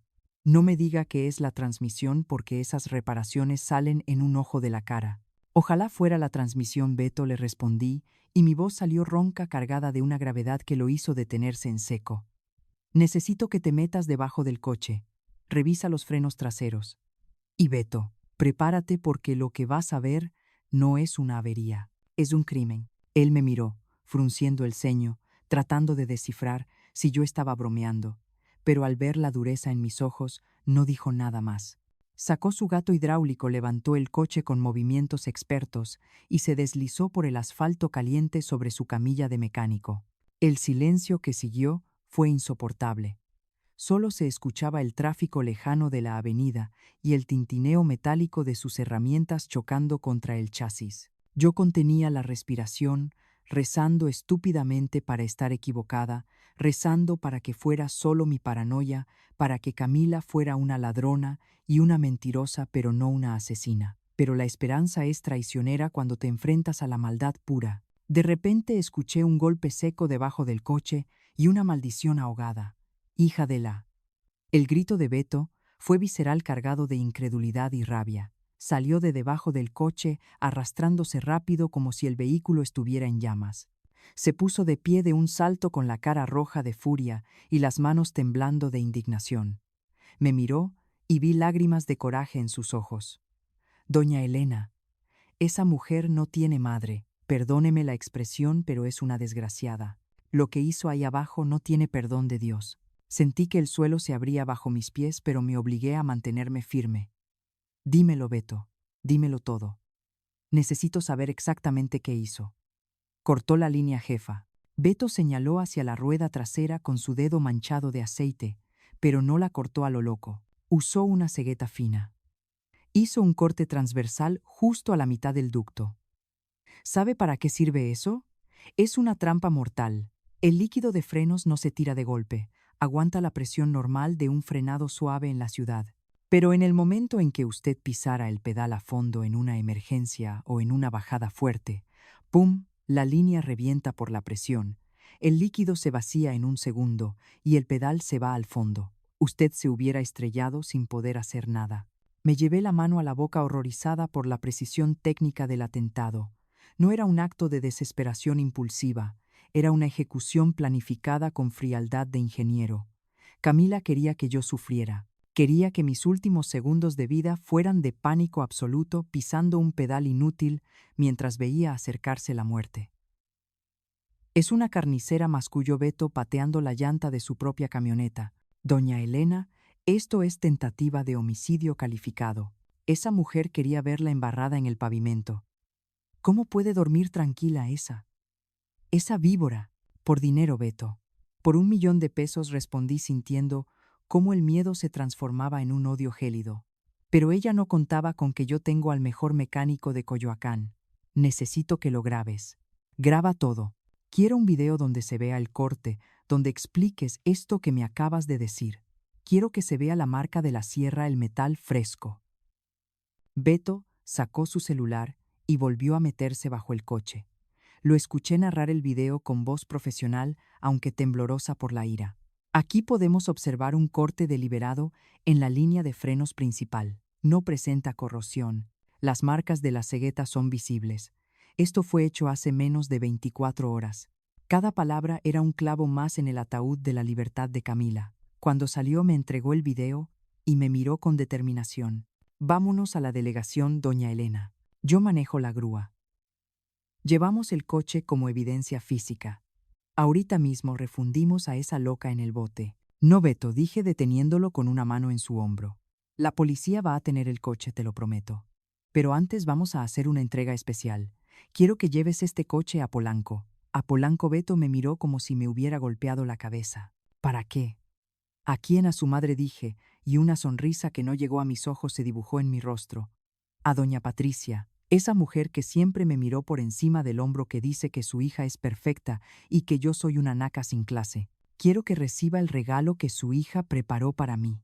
Quiero que vea la obra maestra de la educación que le dio. Beto sonrió lentamente, una sonrisa de complicidad y justicia callejera. Usted es brava, doña Elena. Me cae que sí. Vamos a darle un susto a la señora de las Lomas. Mientras Beto llamaba a la grúa de plataforma porque no podíamos rodar el coche, yo saqué una libreta de mi bolsa y una pluma. Me apoyé en el cofre caliente de mi auto sentenciado y escribí la nota. Mis manos no temblaban. Mi letra era firme, clara, elegante. No iba a escribir insultos.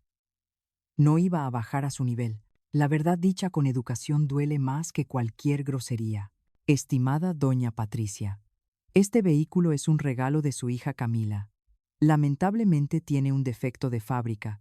Los frenos fueron cortados a mano ayer por la tarde. Camila esperaba que yo muriera hoy en él para cobrar mi seguro. Pensé que como madre le gustaría ver hasta dónde es capaz de llegar la niña bien que usted educó.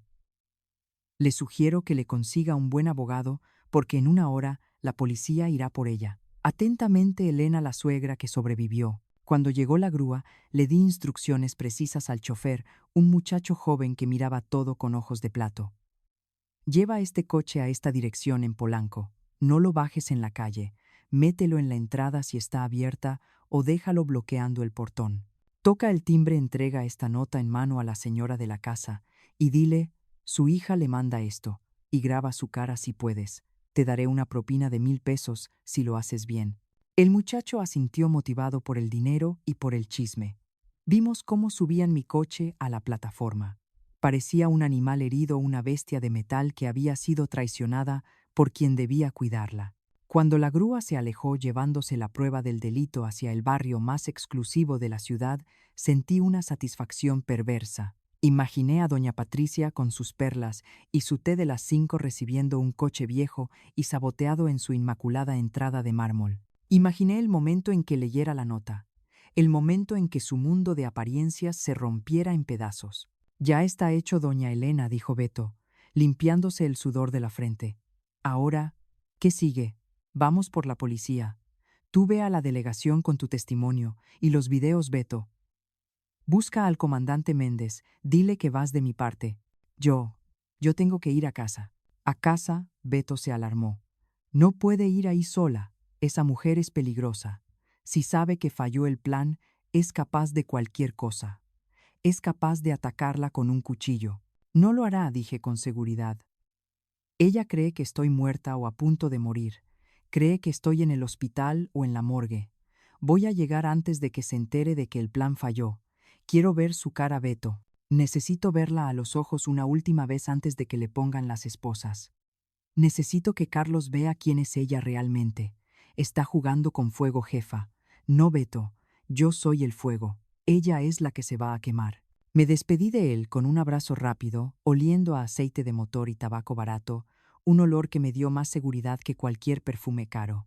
Tomé un taxi de regreso a Coyoacán. Mientras el paisaje urbano pasaba por la ventana, sentí una transformación profunda. La Elena víctima, la suegra sufrida, la mujer que lloraba por los rincones, porque su nuera la llamaba vintage, había muerto en ese estacionamiento detrás de la iglesia. Ahora nacía otra Elena, una mujer que no le temía a la soledad, ni al qué dirán, ni a la confrontación. Camila había despertado algo antiguo en mí, una fuerza matriarcal que estaba dispuesta a destruir todo para proteger lo que quedaba de mi familia.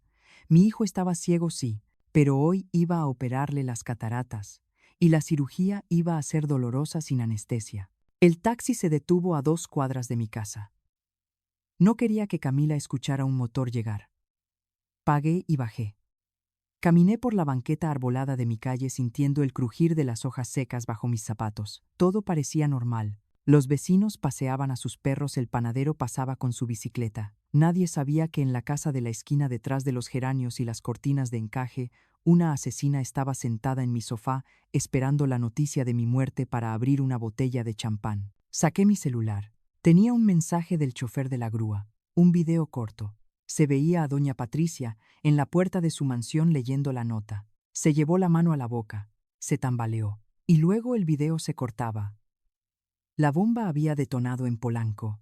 Ahora la onda expansiva llegaría a Coyoacán en cuestión de minutos. El teléfono de Camila sonaría en cualquier momento. Apresuré el paso. Tenía que llegar antes de esa llamada. Tenía que estar dentro. Llegué a mi puerta. Saqué mis llaves. Mi mano no tembló. Respiré hondo, llenando mis pulmones de aire y de coraje. Que Dios nos perdone, susurré, porque yo no lo voy a hacer. Giré la llave. El cerrojo hizo clic. Empujé la puerta y entré al escenario final de esta tragedia lista para bajar el telón sobre la farsa de Camila para siempre. Crucé el umbral de mi casa con el corazón latiendo en la garganta, pero con la cabeza más fría que un témpano de hielo. El sonido de la puerta cerrándose a mis espaldas resonó como el golpe de un juez dictando sentencia definitivo e inapelable.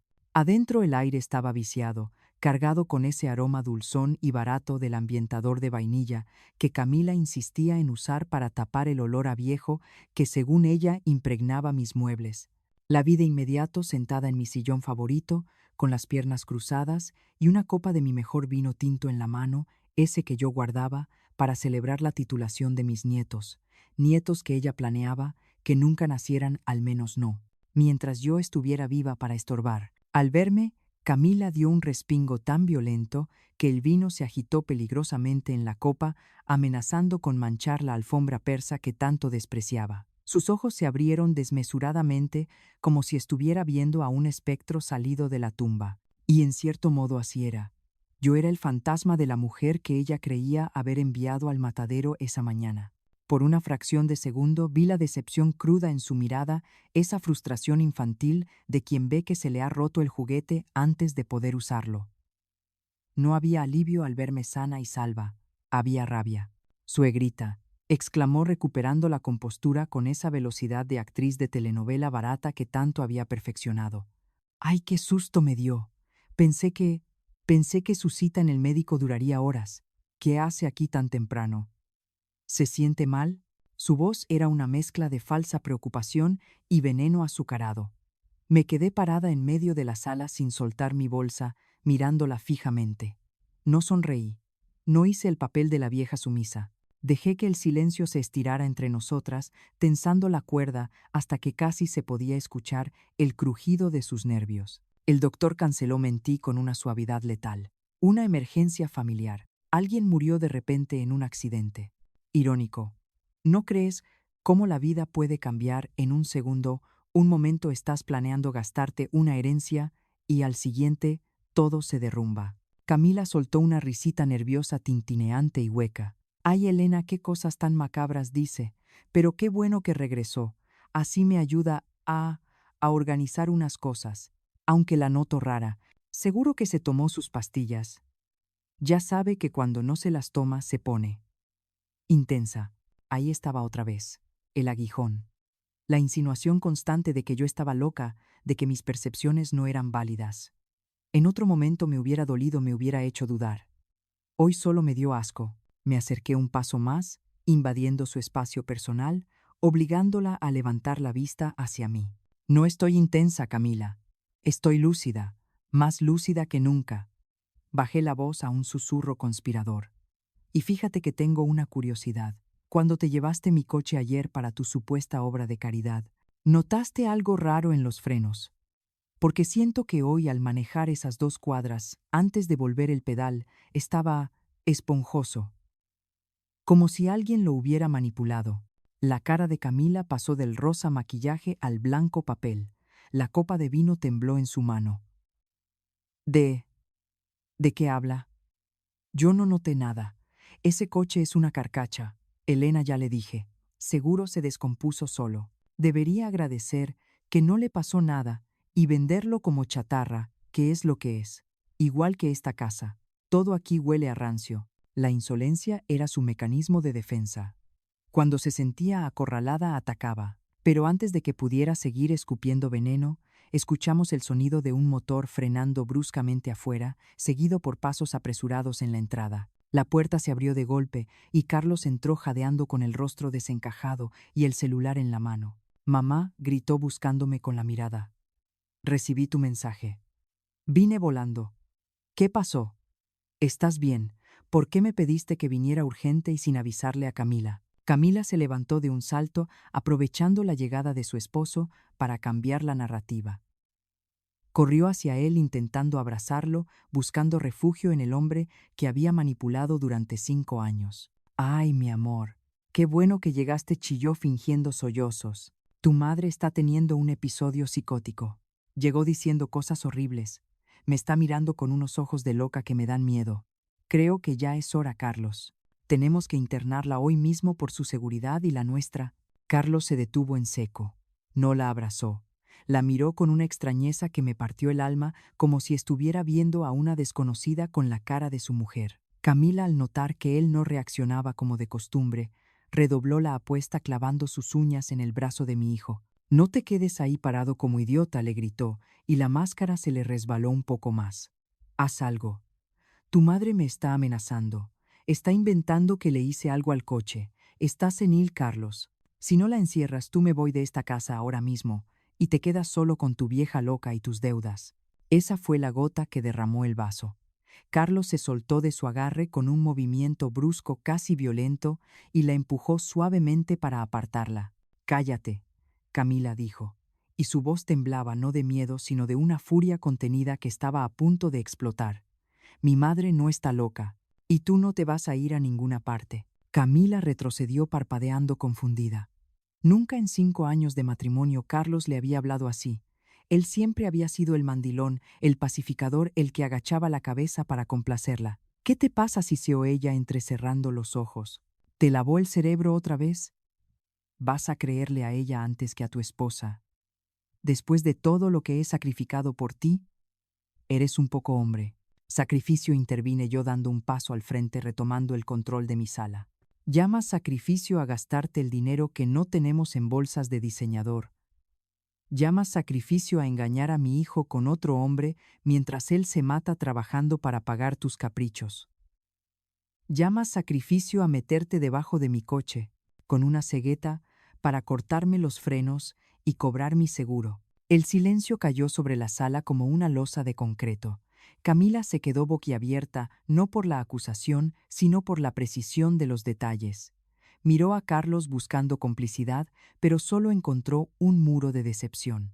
«¿De qué hablas?», susurró ella, pero ya no había convicción en su voz. «Carlos, dile que se calle.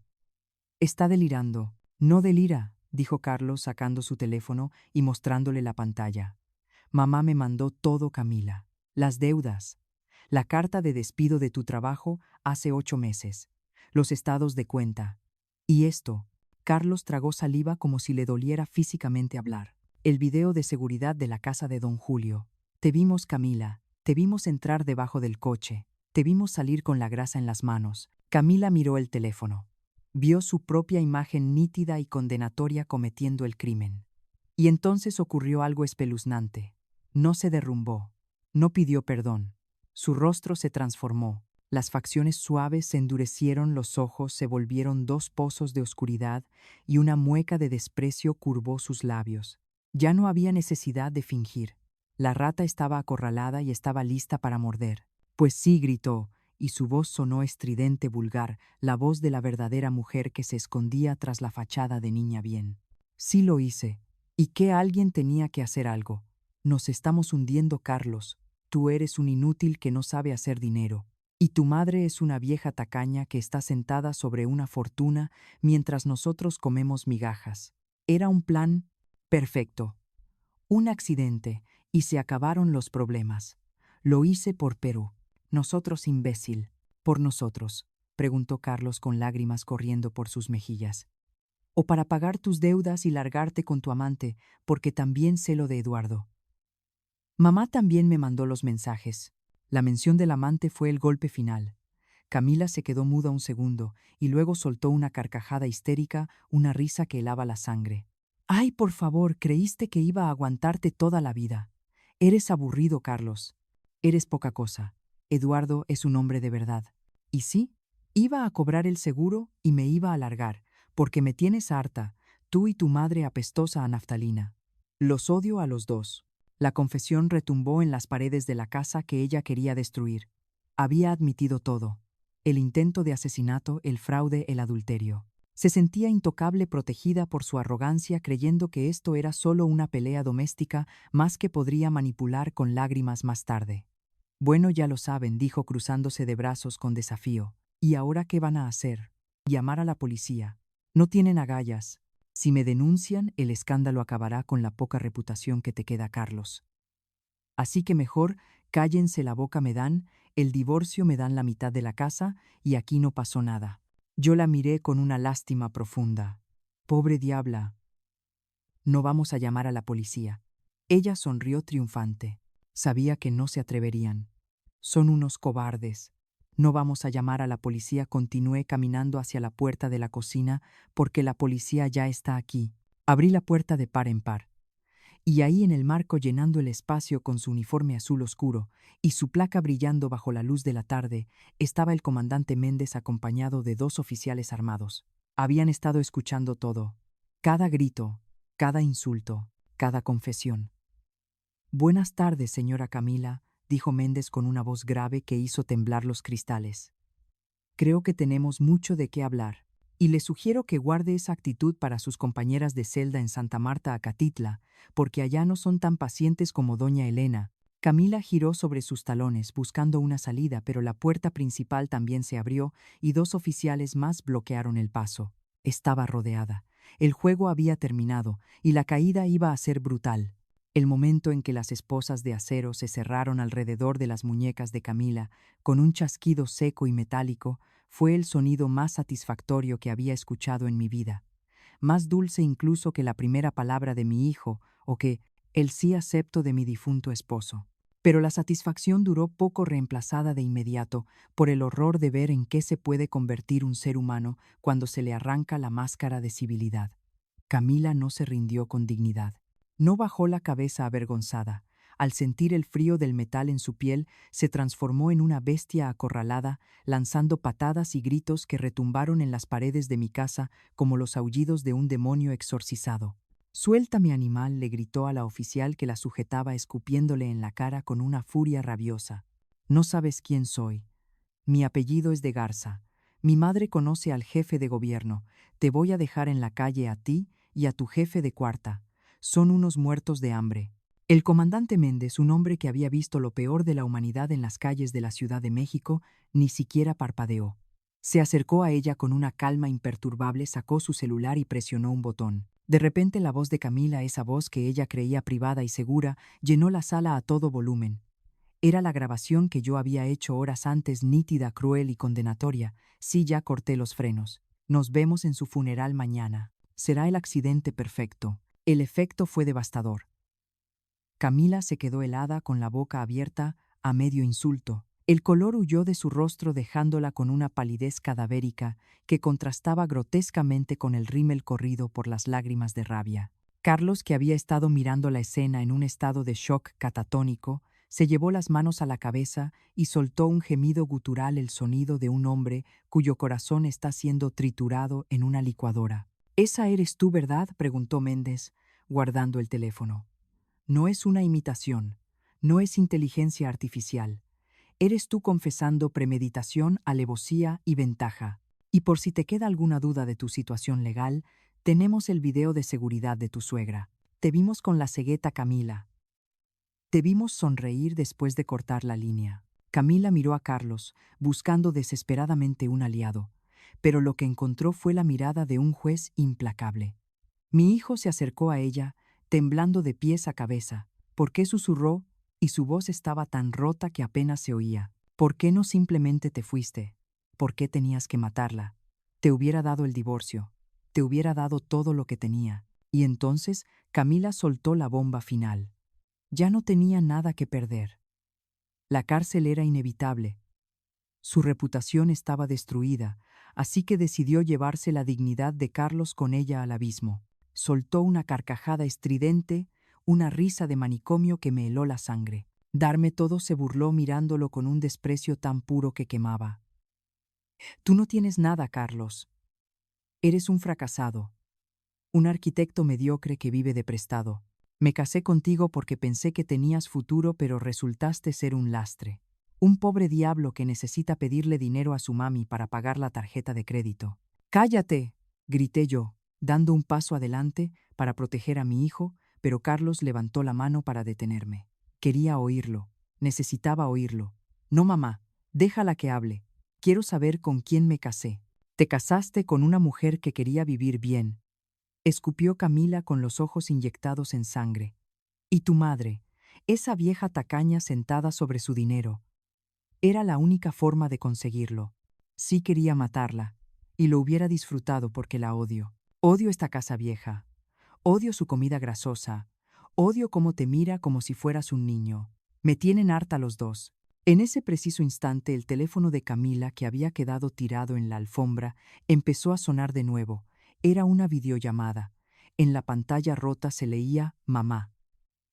El comandante Méndez, con un gesto rápido, tomó el teléfono y contestó poniendo el altavoz para que todos escucháramos. Camila, la voz de doña Patricia sonaba aguda al borde de la histeria. Camila, contéstame, acaba de llegar una grúa a mi casa. Me trajeron el coche de tu suegra. Hay una nota horrible. Dicen que cortaste los frenos. Dime que es mentira. Dime que no fuiste tan estúpida como para hacer algo así. Camila se lanzó hacia el teléfono, intentando arrebatárselo al policía, pero estaba esposada. Mamá, mamá, ayúdame. Me están tendiendo una trampa. Esta vieja loca me quiere meter a la cárcel. Trampa. La voz de doña Patricia cambió volviéndose gélida. Camila, el chofer de la grúa, me enseñó un video. Un video tuyo debajo del coche. Se ve tu cara. Se ve la cegueta. Hubo un silencio terrible al otro lado de la línea. Doña Patricia, la mujer que vivía de las apariencias, acababa de ser confrontada con la realidad innegable de la criminalidad de su hija. Y su reacción fue la estocada final para Camila. «No me vuelvas a llamar», dijo doña Patricia, y su voz era de hielo. «No voy a permitir que arrastres mi apellido por el fango. Arréglatelas como puedas. Para mí, desde hoy, no tengo hija». La llamada se cortó. El sonido del tono de desconexión resonó en la sala como el latido final de una vida. Camila se quedó mirando el teléfono mudo, con la boca abierta. Su madre, su ídolo, su cómplice moral, la acababa de desechar como a una bolsa de basura para salvar su propia reputación social. Fue entonces cuando Camila se rompió de verdad. No lloró de arrepentimiento, lloró de pánico. Se dio cuenta de que estaba sola, completamente sola. Se dejó caer de rodillas sollozando mocos y lágrimas mezclándose en su cara perfecta. «Carlos, Carlos, por favor», balbuceó arrastrándose hacia él, tratando de agarrar sus pantalones con las manos esposadas. «Perdóname». No sabía lo que hacía. Estaba desesperada. «Te amo. Te juro que te amo. No dejes que me lleven. No voy a aguantar en la cárcel. Soy delicada, Carlos, tú sabes que soy delicada».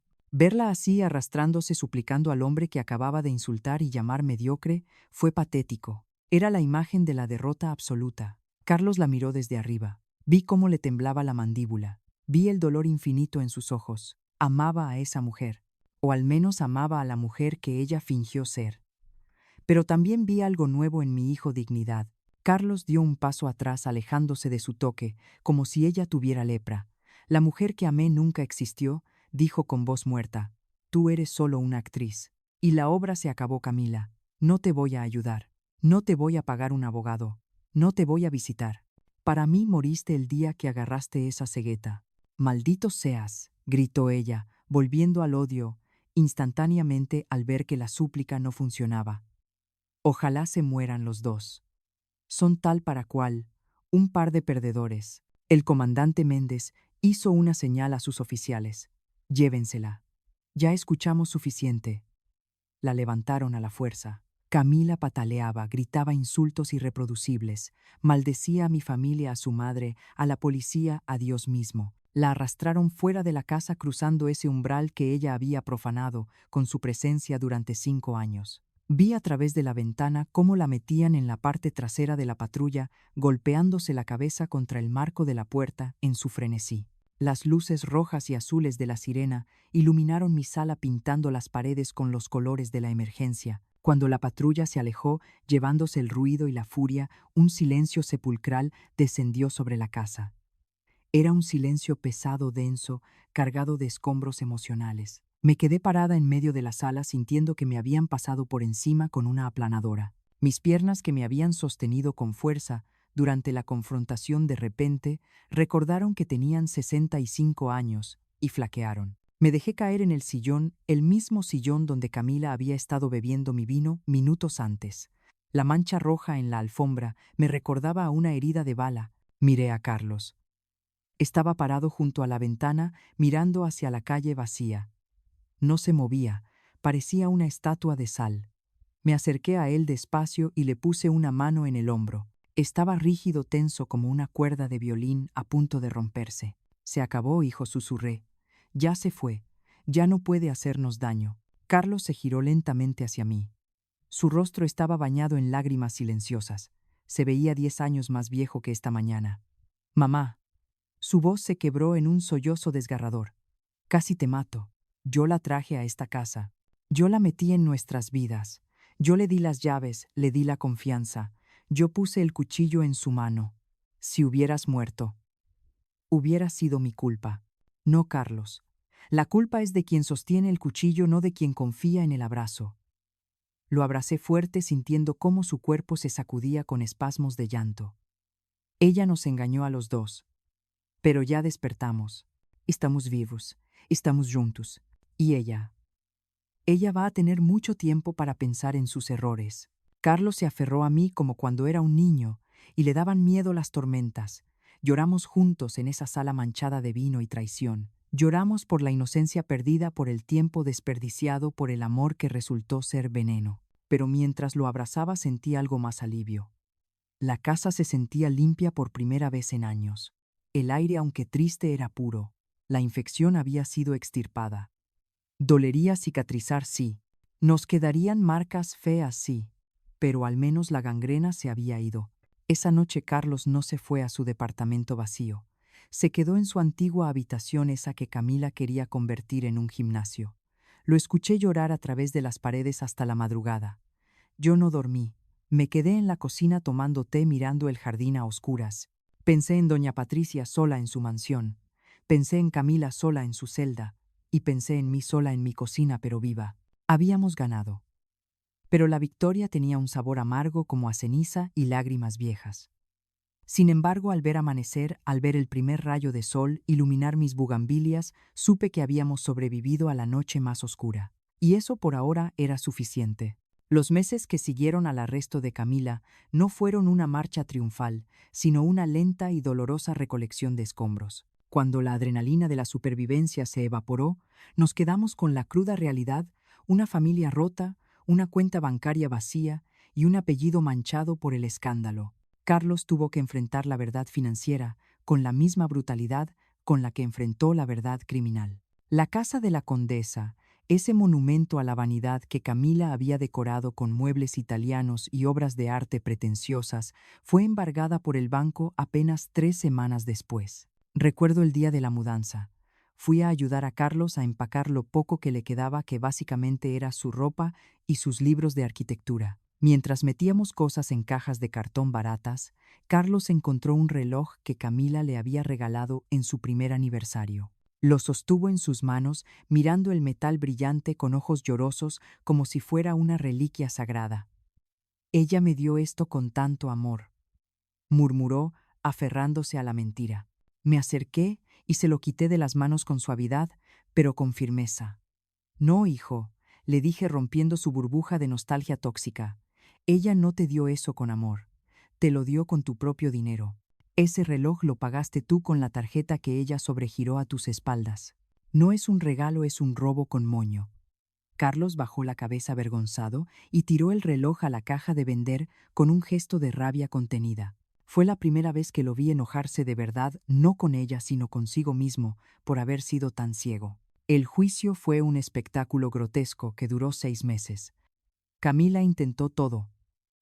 Alegó locura temporal, estrés postraumático, incluso intentó culparme a mí de provocarla. Su abogado, un tipo con traje brillante y moral flexible, pagado con los últimos ahorros de Carlos antes del embargo, pintó a Camila como una víctima de la presión social. Pero las pruebas eran aplastantes.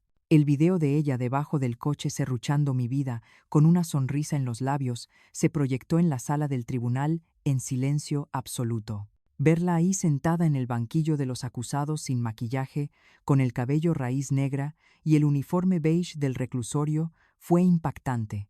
Ya no era la fresa de Polanco, era una mujer marchita consumida por su propio odio. Cuando el juez dictó sentencia, 15 años de prisión efectiva, sin derecho a fianza, por intento de homicidio calificado con premeditación, alevosía y ventaja. Camila no lloró. Se levantó y miró a Carlos, que estaba sentado a mi lado en la primera fila. Yo esperaba una disculpa, un gesto de humanidad final. Pero no. Me miró a mí y luego a él y soltó su último veneno. Disfruta tu vida de mediocre, Carlos. Ojalá te pudras en esa casa vieja con tu madre. Siempre fuiste poca cosa para mí. Siempre fuiste un escalón, nunca un destino. Esas palabras, diseñadas para herir, tuvieron el efecto contrario. Vi cómo la espalda de Carlos se enderezaba, vi cómo tomaba aire y soltaba el lastre de 5 años. Tienes razón. Camila le respondió con una voz tranquila que resonó en toda la sala. Fui un escalón, pero tú te caíste. Y ahora el mediocre está libre, y la princesa va a dormir en una celda de concreto. Adiós. Fue el cierre que necesitaba. Vimos cómo se la llevaban esposada gritando insultos hasta que las puertas de seguridad se cerraron, silenciando su maldad para siempre. Pero la justicia legal no repara el alma. Eso es un trabajo manual y sucio que tuvimos que hacer nosotros. Carlos se mudó a un departamento pequeño, un estudio de 40 metros cuadrados, cerca de la universidad, donde consiguió dar clases para complementar sus ingresos. No tenía lujos, no tenía coche, viajaba en metro, y por primera vez en su vida adulta era un hombre libre, libre de deudas emocionales, libre de apariencias, libre de la necesidad patológica de complacer a una mujer que lo despreciaba. Nuestra relación también tuvo que sanar. No fue fácil. Hubo muchas tardes de domingo en las que el silencio en la mesa pesaba más que la comida. Yo tenía que morderme la lengua para no decir «te lo dije», y él tenía que tragar su orgullo para aceptar mi ayuda sin sentirse un niño. Una tarde, mientras tomábamos café en el jardín, me miró y me dijo algo que me heló la sangre por su crudeza. Mamá, a veces la extraño. No a ella, sino a la mentira. Extraño creer que alguien me amaba tanto. Es patético, ¿verdad? Lo miré viendo las cicatrices invisibles en su rostro. No es patético, Carlos. Es humano. Es como el síndrome del miembro fantasma. Te duele una pierna que ya no tienes. Pero prefiero que te duela la verdad a que te mate la mentira. Camila era un cáncer. Te hacía sentir eufórico mientras te comía por dentro. Ahora estás en remisión. Duele, pero estás vivo. Lloramos juntos ese día, un llanto limpio que lavó los últimos restos de rencor entre nosotros. ¿Y qué pasó con doña Patricia, la madre orgullosa de Polanco? La justicia poética se encargó de ella. El escándalo en su círculo social fue tal que no pudo soportarlo. Sus amigas del club, esas mismas a las que ella presumía la perfección de su hija, le dieron la espalda. Nadie quiere tomar el té con la madre de una asesina. Escuché que decían, vendió su mansión apresuradamente, malbaratando sus tesoros, y se mudó a Europa huyendo de la vergüenza, abandonando a su hija en la cárcel sin una sola visita. Camila se quedó sola, sin marido, sin dinero y sin madre. La soledad absoluta fue su verdadera sentencia. Hoy, un año después de aquel día fatídico en que descubrí los frenos cortados, mi vida es tranquila. Mis bugambilias florecen más rojas que nunca. Carlos viene a comer todos los domingos y a veces trae a Mariana, una compañera profesora. Es una chica sencilla que usa jeans y tenis, que se ríe fuerte y que me pide mis recetas de mole. No sé si será el amor de su vida, y sinceramente no me importa. Lo que me importa es ver a mi hijo reír sin miedo, sin mirar el reloj, sin pedir permiso para ser él mismo. Yo sigo trabajando mis turnos en el hospital, no porque lo necesite, sino porque me gusta. Me gusta recordar que soy útil, que mis manos sirven para curar y no solo para firmar cheques. He blindado mi testamento por si acaso, y Carlos lo sabe y lo aplaude. Es tu dinero, mamá. Gástatelo en viajes. Yo ya aprendí a ganarme el mío, me dijo la semana pasada, y en ese momento supe que mi hijo había regresado. El niño que críe con valores, el hombre que se perdió en el laberinto de la vanidad, había encontrado el camino de vuelta a casa. Esta historia comenzó con un intento de muerte, pero terminó siendo una lección de vida. Aprendí que el instinto materno es un superpoder que no debemos ignorar. Aprendí que el silencio ante el abuso nos hace cómplices. Y aprendí que a veces hay que dejar que nuestros hijos toquen fondo para que puedan aprender a impulsarse hacia arriba. Camila quiso cortarme los frenos para que yo me estrellara, pero lo único que logró fue que yo tomara el volante de mi vida con más fuerza que nunca. Ella está encerrada entre cuatro paredes mirando pasar los años que quiso robarme, mientras yo estoy aquí respirando aire libre, disfrutando de cada café, de cada atardecer, de cada abrazo honesto. Si esta historia te llegó al alma, si te hizo pensar en tus propias relaciones o en los límites que necesitas poner, entonces valió la pena contarla. No te quedes callada si ves banderas rojas. No permitas que nadie te haga dudar de tu cordura. Y sobre todo valora a quien te quiere por lo que eres, no por lo que tienes. Gracias por acompañarme en este viaje. La vida es corta y los frenos pueden fallar, así que asegúrate de viajar con quien realmente te quiera a salvo. Si te gustó este relato, déjame un comentario con la palabra valentía para saber que llegaste hasta el final y comparte esto con esa amiga que necesita abrir los ojos. Nos vemos en la próxima historia, donde la verdad siempre, siempre sale a la luz. Aviso importante. Esta historia, incluyendo a los personajes de Doña Elena, Carlos y Camila, es una obra de ficción creada con fines de entretenimiento y reflexión. Sin embargo, las situaciones retratadas como la manipulación psicológica, gaslighting, el abuso financiero, la violencia doméstica y los intentos de daño físico dentro del entorno familiar son realidades tristes y peligrosas que muchas personas enfrentan día a día. La violencia no siempre deja marcas visibles en la piel. A veces comienza con el control del dinero, el aislamiento de los seres queridos o la invalidación de la cordura de la víctima. Ninguna herencia, seguro o beneficio económico justifica el daño a la integridad de una persona. Si tú o alguien que conoces se encuentra en una situación de riesgo, amenaza o abuso similar a lo narrado en esta historia, no guardes silencio. Buscar ayuda no es un signo de debilidad, sino de fortaleza. Te instamos a contactar a las autoridades locales, servicios de emergencia o a organizaciones especializadas en violencia familiar y asistencia a víctimas en tu comunidad. No estás sola ni solo. Existen recursos y profesionales dispuestos a escucharte y protegerte. Tu seguridad y tu vida son lo más importante.